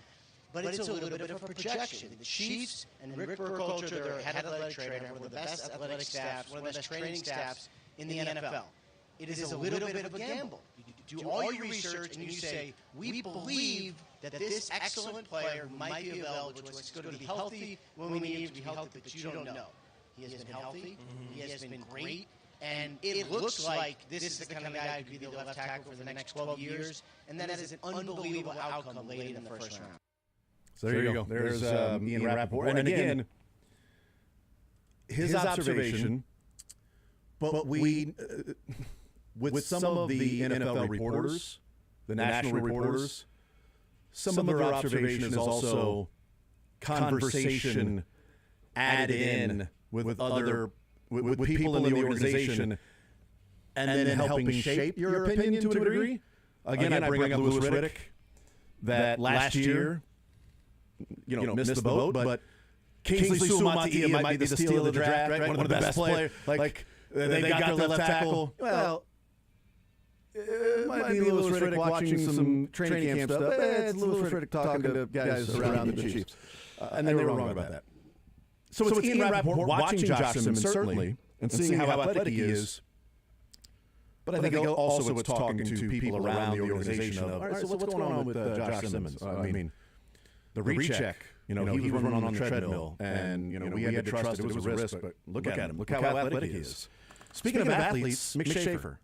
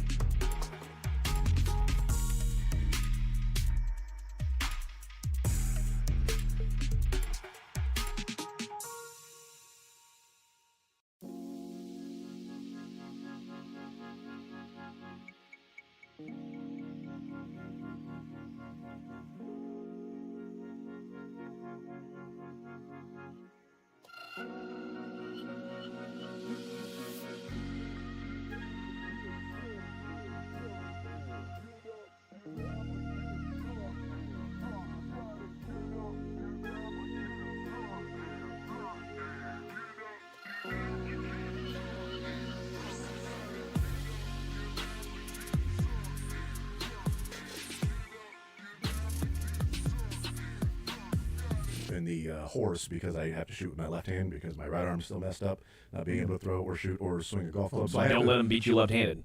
Do left-handed reverse layups. Yeah, I do left-handed free throws. Dunk left-handed on the 8-foot goal. Exactly, Go ahead, buddy. Oh, that's an H. Sorry. Oh, dunk again. H. 5 shots. You're done. Oh, don't worry. I can prove that I'm good at it. I'll dunk it again. We're gonna do the prove it rule. All right, that's great. You got to break out the ultimate horse shots on that when you know. Okay, the kid can make the normal shots. You got to go under the rim. It's got to go through the rim at the backboard, come back 100%. Through. Okay. Yep. Left-hand hook shots. You got to get into the sky hooks. Yeah. Okay, now I'm gonna do. You got to fake right, fade away from the block off the backboard. All right, now you got to do that, little man. My go-to to get someone out in horse is it's a behind-the-back layup. So it's almost like behind the back. Yeah, so almost like how you do like a behind-the-back pass. Yeah. So you do a behind-the-back layup. So you just pass it in the goal. goal. That consistently? Yeah, I can. I don't know why I'm good at that. I worked on it because I always thought, well, what if you get fouled going for a layup and they bring your left hand down? You can do behind the back and get an and one. Yeah, because that came about. Wait, they'll bring your left hand down. Wouldn't you still shoot a layup with your right? Yeah, hand? and so the thought process made no sense, but I worked on that. Never at once came about in an actual game, but it became very useful for horse. So that's now my horse shot. A good shot. horse shot is behind the backboard, shooting up and over, because a lot of people don't realize you got to get it higher than it seems. Yeah. So once you get it over, it's a great chance going in. But you got to get it. You got to do more straight up than you feel like you should. It's a flop shot. Yeah. You're hitting flop shots. Right. So many times that thing's going to go over the backboard and then land 3 feet further from the goal than it should be. I mean, and if you want more tips on how to win in horse, email Sterling Holmes at sportsradio810WHB. It's crazy. You would introduce the behind the back getting fouled layup to the world of basketball. You're welcome. No one's ever thought of that. Yeah. I don't think anyone has. Because it's impossible. It's pretty easy. We'll get a hoop and I'll show you. A 10-foot hoop, you can get it behind your back and I can up. see that. And it's not as hard as going up. Correct. It's not as hard as you think it is. There's no way you could be consistent with landing it in the square, though. Yeah, you can. It's not that. You did behind the back passes growing up, correct? Yeah. It's pretty. Somebody on my level, not 10 feet in the air. It's not as hard as you think it is. Mick, not many people are on your level. Nobody is. Nobody is. That's why you were able to do. I'm gonna work on passes. driveway today. Do it. Yeah. And then take your kids out. Wow. Okay. To dinner or something. To Blue Hawk. They got a bar there too. They got a bar and grill there too. So that's great. Mick Schaefer is hanging out with us. Mick, were you at practice yesterday? You went up there for the 150-degree day for practice. Sorry, that was the day. What's today? Wednesday. I was there 2 days ago. Oh, yesterday was the hottest and the longest day of practice. 2.5 hour practice and like 105-degree feels like. So you skipped that one. Good call. I did. That's smart. smart. Forecast. No, we make a whole plan like a month before, and that was just smart. That was well planned. Who'd you guys sit instead? It was Mackenzie and Matt. They're both in on Tuesday, so like send both of them. I was by myself on Monday, so the amount of extra work I had to do, I sweated like it was 105. Credit to you for that. Yeah. And then you covered the Royals game last night. Or did you go to it? I went to it. It's we got a couple of kids moving to school finally. This is next week, so a little family night out. Nice. So between shows, I went out there and hung out with them. That's cool. You get like the guy that does it for a living and then in his free time also does it. Yeah, well, because like taking one for the team, I didn't want to be there. I know. The family's like, there's like, when the Royals game, like, okay, I guess that's what we'll do then. I'd rather watch a movie. Yes, yeah, sounds fun. I guess whatever. That's whatever. Mick Schaefer is with us. Josh Simmons, Ashton Gelati. Do they hate each other? How much do they actually hate each other? I don't know if they hate each other, but it's not kumbaya. It's not like they're dapping each other up, bros in the locker room afterward. I mean, they're new to this. I like watching it. I like seeing it. I love it. I love it. We were just commenting like a day before. It was on Monday. I was like, "What happened to camp fights?" I think I was talking to Nate Taylor. What he's like, "There's been no news this camp." Yeah. And I was like, you put that out there. Then all of a sudden, here comes Rasheed Rice suspension, maybe an injury, and then sure enough, we had a fight. Hollywood has an ankle, which isn't. I was on Team Gelati there, by the way. Right, he just gives one little late push after he received a late push, and then all of a sudden he gets a big paw to the face. Yeah, I like to see. I didn't know we're taking teams. I didn't know we're picking teams. Oh, absolutely. Yeah. Well, in that fight, I think I'll take Josh Simmons in the fight. Oh, in the fight, yeah, I'm betting on Josh Simmons. But I don't know. I mean, just July's a big dude and could probably move better. He probably just goes for the knee. Well, that's cheap. Well, I'm not saying it's right, but I mean, it's street fight rules. Sweep the leg. knee. You know how Sterling fights now. Yes, clearly. Exactly. Well, I mean, But Sensei. what am I going to do? I'm not going to go out and go Kimbo Slice on someone, so... Sweep the leg. But Sensei, I'll be disqualified. I can beat him. Sweep the leg. Out of commission. I thought it was more unnecessary by Simmons. Yeah, throwing a punch. Like, the being... going back and forth and having it reach a level of where you're, mad or frustrated, or it goes over the top a little bit when everybody's, hot and sweaty and everything. I get that, and some pushing and shoving and grabbing the Andy Reid said. Hot and ornery. You get hot, you get ornery. Okay, we can take a poll here because Matt Foster, who is from Wisconsin, where they always say weird stuff, he was pronouncing it ornery, and McKinsey were like, it's ornery. I've always pronounced it and ornery. It's probably supposed to be pronounced ornery. We did. I've always said ornery. I've always said ornery. I knew you would say that. I've said ornery. Everybody in the newsroom was like, no, it's ornery, and it's probably a lazy way to say it, but everybody I've ever known says ornery. I've always said ornery. I've never pronounced the B in that. Aaron's. It's Aaron. Isn't it pronounced ornery with a... Well, yes, it's Yes, probably are you not pronounced that to way. me? It's He but literally most just people- said it's supposed to be probably pronounced that way, but everybody that says it just says ornery, not ornery. I'm running an error. So I'm the weird one. You say thank you. Okay, so that's yes, a good you're point. the Yes. weird one. You Yes, say of you say course. Isabel.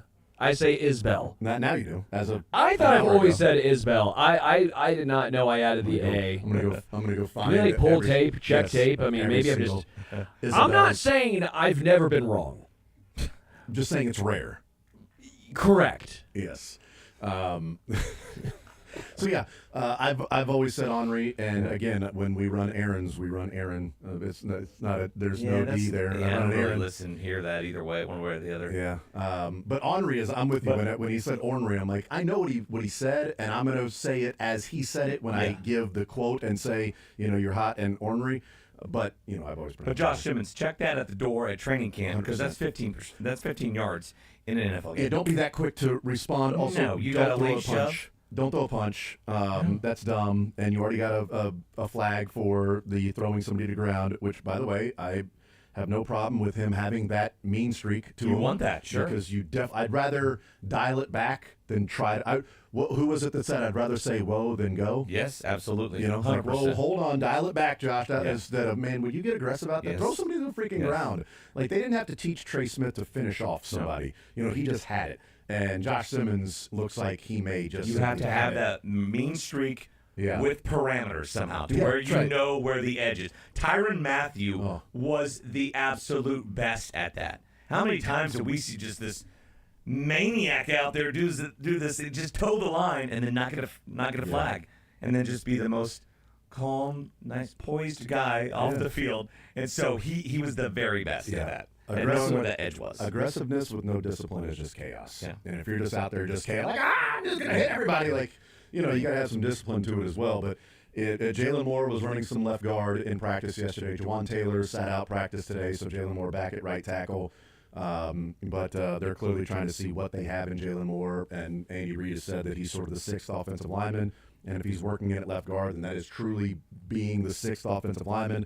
That can be left tackle, right tackle, or even play at left guard. But if you get a massive human being like Jalen Moore playing left guard next to Josh Simmons, and you got Trey Smith and Creed Humphrey, I mean, the offensive line might be IHOP. I mean, just serving out pancakes all day. I mean, just like I would be all. What a great, nice change it would be from a year ago when we were talking about what they looked like in the playoffs and in the Super Bowl. And if you have these guys that can perform that way, although.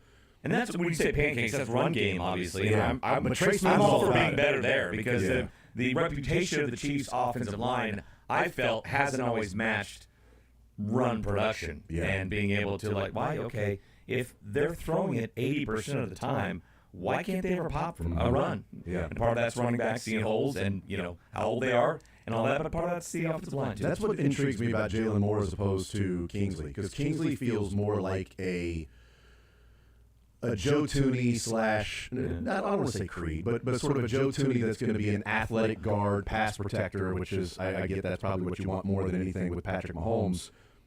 But with Trey Smith, it's sort of that road grader. And Creed Humphrey, according to Omar Norman Lott, is a wall. And you can't get off Creed Humphrey. And it was like, I love hearing that from him. It's like, good God, man, I can't, I'm running down, scraping down the line of scrimmage, and I can't get past this dude. And like, good God, he's a wall. No wonder he's the best in the league. That's what I'm going up against every day in practice.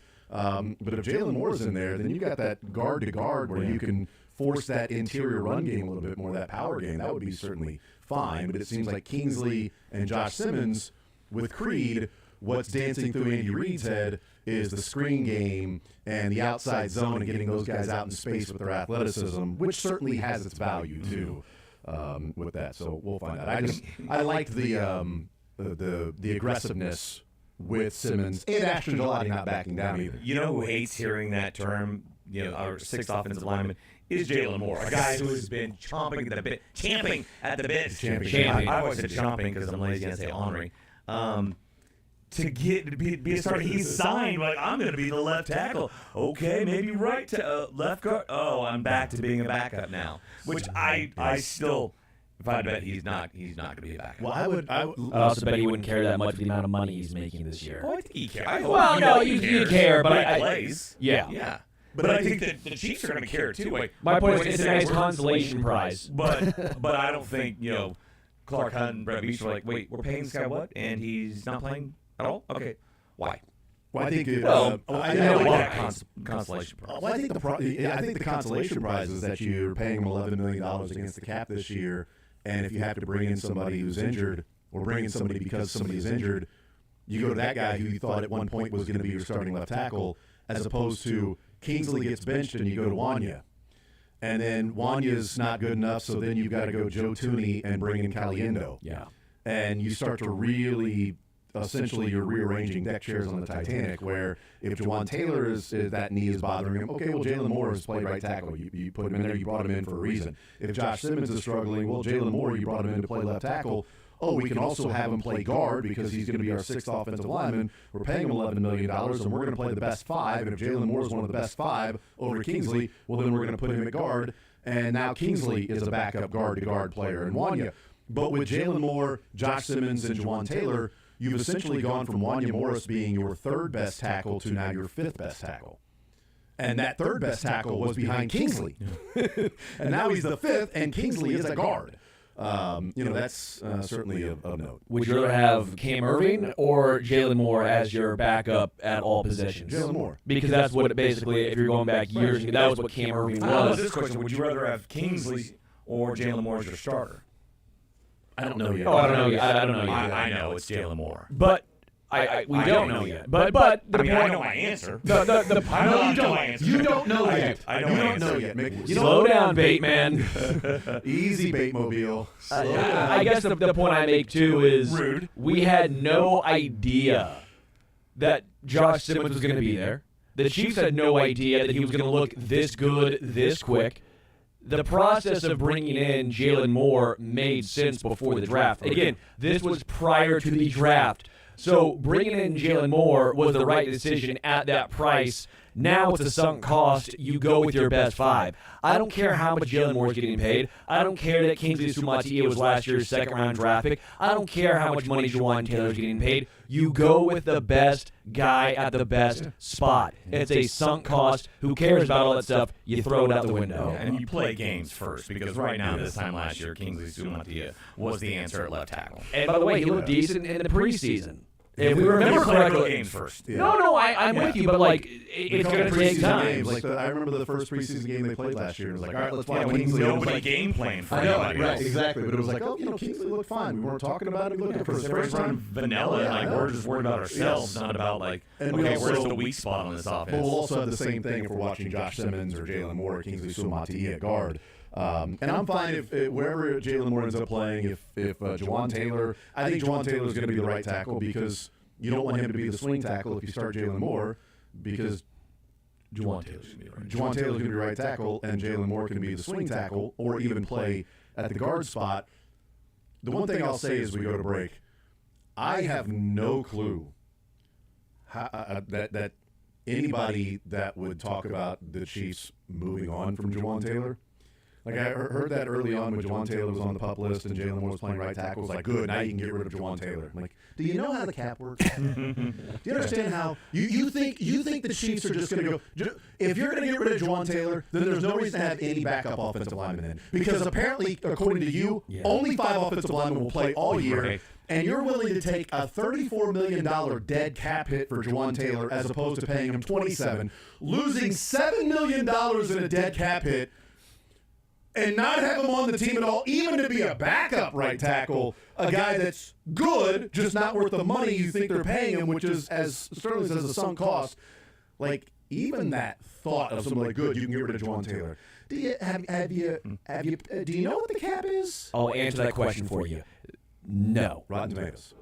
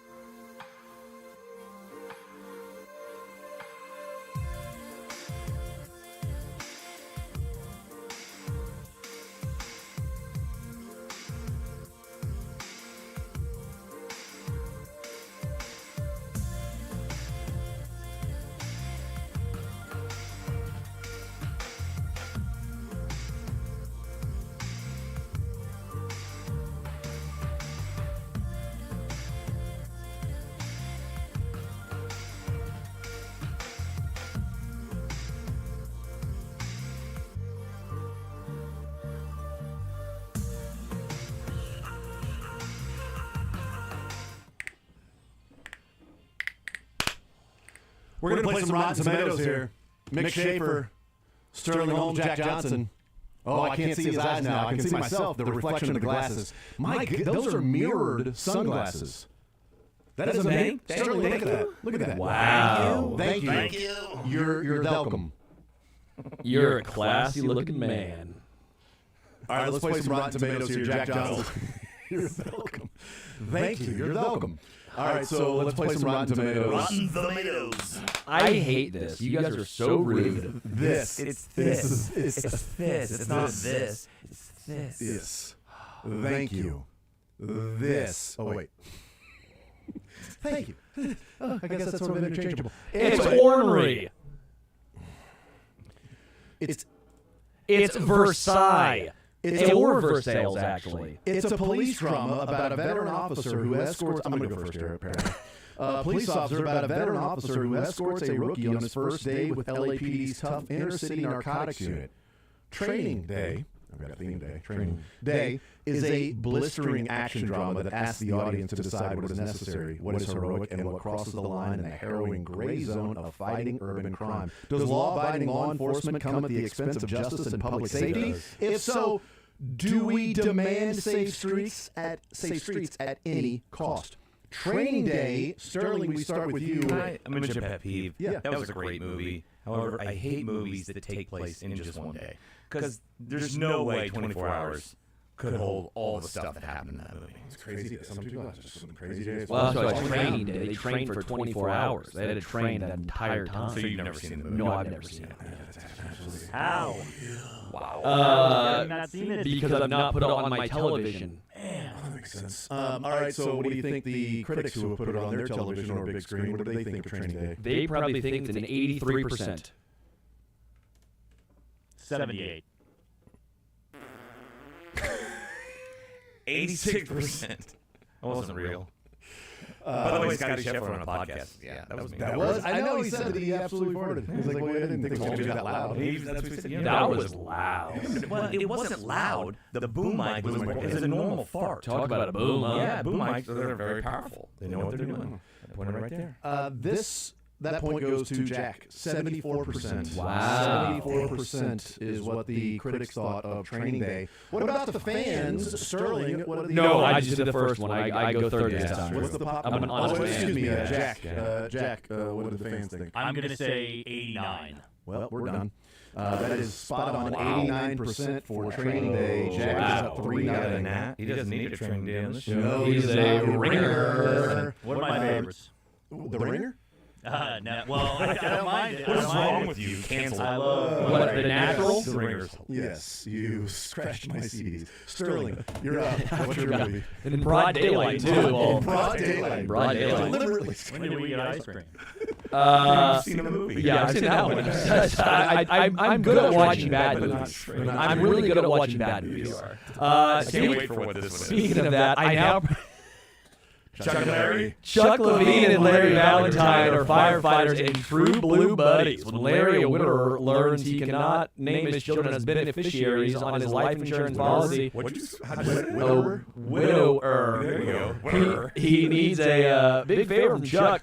Sign on as Larry's domestic partner. Another show gets canceled. I now pronounce you Chuck and Larry. Adam Sandler. I liked it. Kevin James. Jack, what do the critics think of that? This has to be 26%. It's going to be low. I'm going to go 45. I'm going to go 51. Jack wins 15. Dang it. He's going to sweep this thing. 15%. Nothing. Jack is on fire right now. Man on Fire. That's his next movie. Popcorn meter. That's me? Yep. 58%. 50. 41. Is the mic. Shockingly, I now pronounce you Chuck and Larry is 69%. Daddy here, right? I guess. Yeah. Nice. Did I get a point? I thought that was almost 2 on the nose. I thought someone for sure would On the get. what part? The nose? That's what. Yep. All right, so Mick, you got that one. It's 4-1. Part of that. Jack, what's your first movie? The compelling story of Sam Dawson, a mentally challenged father raising his daughter Lucy with the help of a unique group of friends. As Lucy turns 7 and begins to intellectually surpass her father, their close bond is threatened when their unconventional living arrangement comes to the attention of a social worker who wants Lucy placed in foster care. I am Sam. Let's bring the mood down here. That That was Dakota Fanning, right? Yes. Sean Penn and Dakota Fanning. We call it Dakota striking out. It's very good. Call it Carolina striking out. It's Colorado striking out. Critics, I'm sure, loved it. How much? 86%. I think it's 89% Lebanon. I'm now stuck in no man's land. Which way do you go? I am saying that no man's land. I not 92%. There's a reason I picked this one. Tomato meter, 35%. Oh, wow, we're so off on that one. What? No points there. That was why I picked it. Yeah, I'm like, I thought you guys were all going to go very high. It was not well received. No points or So he's blocking us. So when he can't win points, he doesn't want us. We were all now dumber for having heard that and may have more strategy figured out. I think the viewers liked it, though, so I'm going to say they liked it at a tune of 71%. 88%. 68%. Sterling wins 86%. Wow. Son of Not at my fingers on the pulse of I am Sam. I'm going to need to get a point. Well, because you're Mick. That's right. 4 to 1 to 1 to 0, but who's counting? Apparently you are. Mick, your first movie. Hey, we got high school football starting up here pretty soon. Oh, yeah, So theme today, turbulent town, small turbulent town in Texas, obsesses over their high school football team to an unhealthy degree. Only one town? Friday night. It's the only one. Everybody else is reasonable. Everybody else is totally fine. Just for you. Odessa is the problem. Yes. Friday Night Lights, 2004, man, it's been over. And really, Odessa's the problem because of Midland. I mean, Midland was the real issue. They weren't so committed. The band Midland's great, though. I bet they're committed. Theaters, too. Yeah, nice. I'll go first. I will say this is an 86%. I feel like critics don't always love sports movies. They like bad sports movies. They're not good with good sports movies. I'll go 77%. Well, still, I'm going to say 75.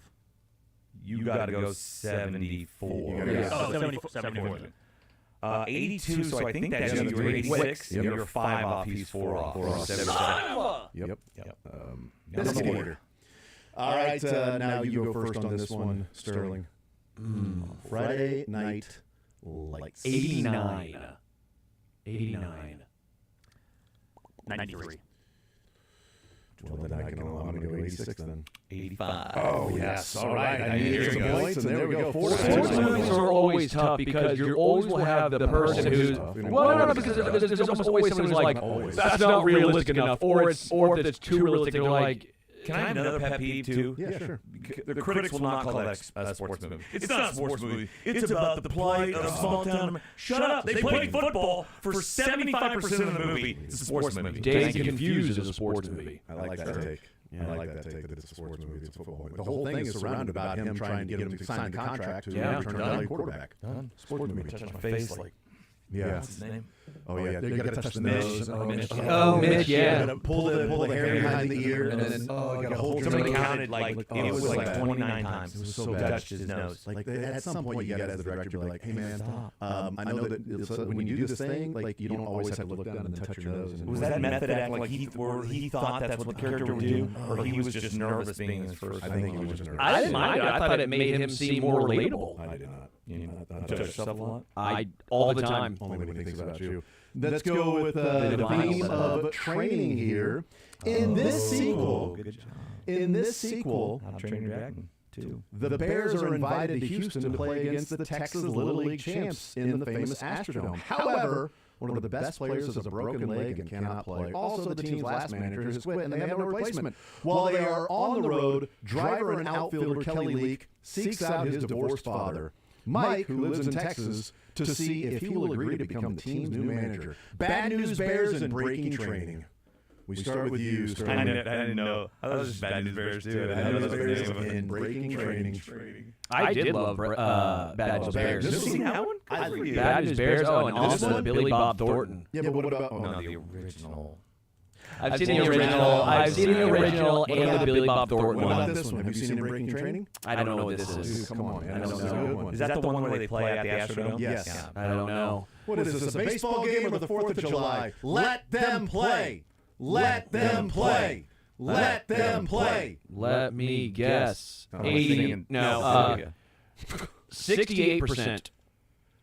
Jack, what do you think? 5%. 5? Okay. Well, I'm going to go in the middle. Okay. How far? I'm going to go 38%. Mick, 50%. Wait. I was 12 off. What were you? 68. Yeah.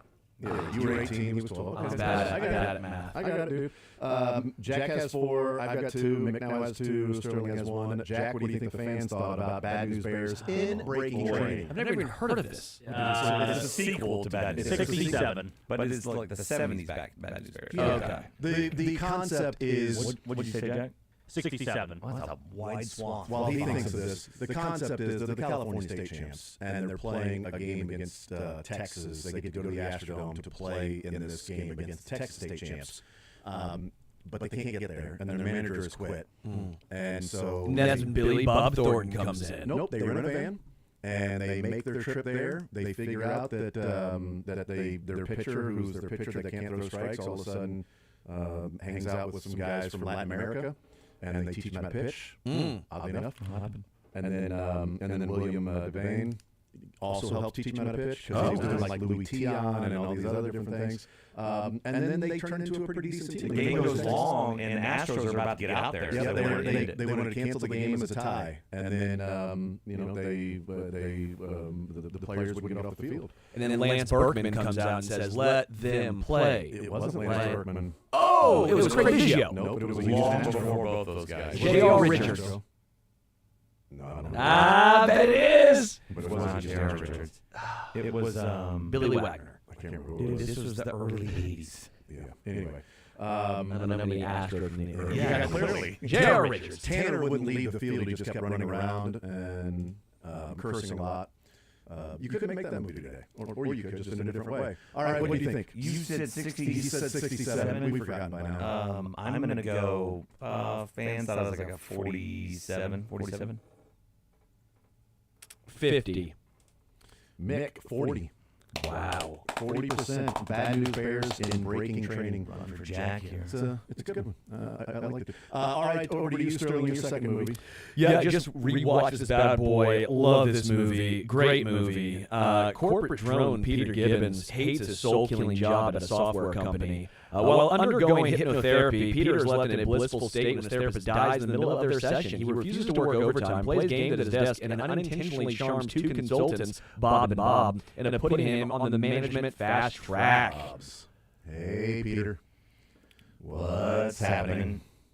Office Space. Jack, what do you think of the critics? This was such a clever movie. I gotta go 72 from the critics. Well, I'm going to go below that. I'm going to go 55. I'm just bouncing back. Because critics don't know good comedies.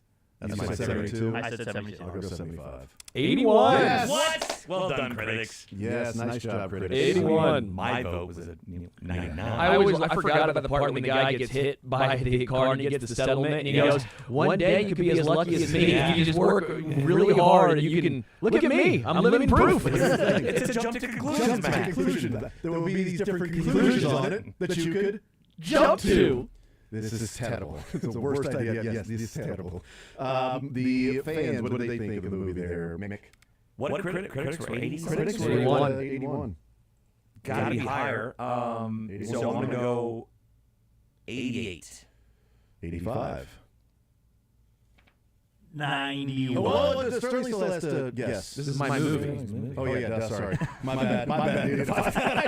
You got it. I'll guess. I'll go 93%. Oh, on the nose. On the nose. Jack gets it in 91. I don't know why. What a movie. I I thought it was Jack's movie. Mick, what would you do if you had $1 million? Nothing. I do absolutely nothing. Nothing. Absolutely nothing. Hey, Peter, man, turn channel on. Hey, has anybody ever told you you have a case of the Mondays? No, I'm not going to ask you. Hell no. No, hell no. We would get your ass kicked, something like that. All right, Jack, this is your second movie now. Apparently that was Sterling's movie. Yeah. In 1940 South Carolina, mill worker Noah Calhoun and rich girl Allie are desperately in love, but her parents don't approve. When Noah goes off to serve in World War II, it seems to mark the end of their love affair. In the interim, Allie becomes involved with another man. But when Noah returns to their small town years later, on the cusp of Allie's marriage, it soon becomes clear that the romance is anything but over in the Notebook. Oh, I never saw this movie. Okay. McAdams loves Gosling. McAdams loves. It's the only reason I know who plays the characters in that movie. If somebody's like, who played in The Notebook? McAdams and Gosling. I never saw it. I just imagine they were kissing in the rain the entire movie. That's like the poster. That's the picture they're using right now on Rotten Tomatoes. I'm going to do 82%. I think this is like 92. 86. 54. Wow. Oh, I didn't get it. Nobody got it. Because I wasn't with it. I totally thought that they would have loved this movie. Yeah. All right, so the fans, I'm going to go 89 for fans. Sterling? 77. Boy. 80. Jason wins with 85. Yes. Man, I'm just not locked in today. I won a couple by a point. Yeah, I'm just not locked in today. Jack has 5, I have 4, Mick has 3, Sterling has 1. I'm in Jim Melendez right now. On our final movie, there's a total of 4 points available. It's a lesser-known high school football movie with the biggest star ever. I can't remember how you say his last name. Stefan Djordjevic. The star player of his high school football team is desperately hoping that his football talents will earn him a scholarship.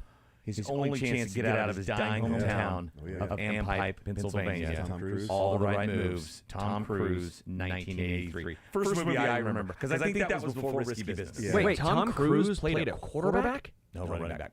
Oh, okay, that makes more sense. Craig T. Nelson's in that too, right? Yes. And so, I mean, he's jacked. They get a lot of other short actors. You can't tell how short he is, so it fits. Yeah. Craig T. Nelson is recruiting to play Minnesota State, right? That's right. Yes, coach. I'm going to say 87. For the critics? Yes. Yep. 77. 81. 77 wins, 61%. We did it. How about that? We did it. We got there. All right, Sterling, lead us off with the popcorn meter.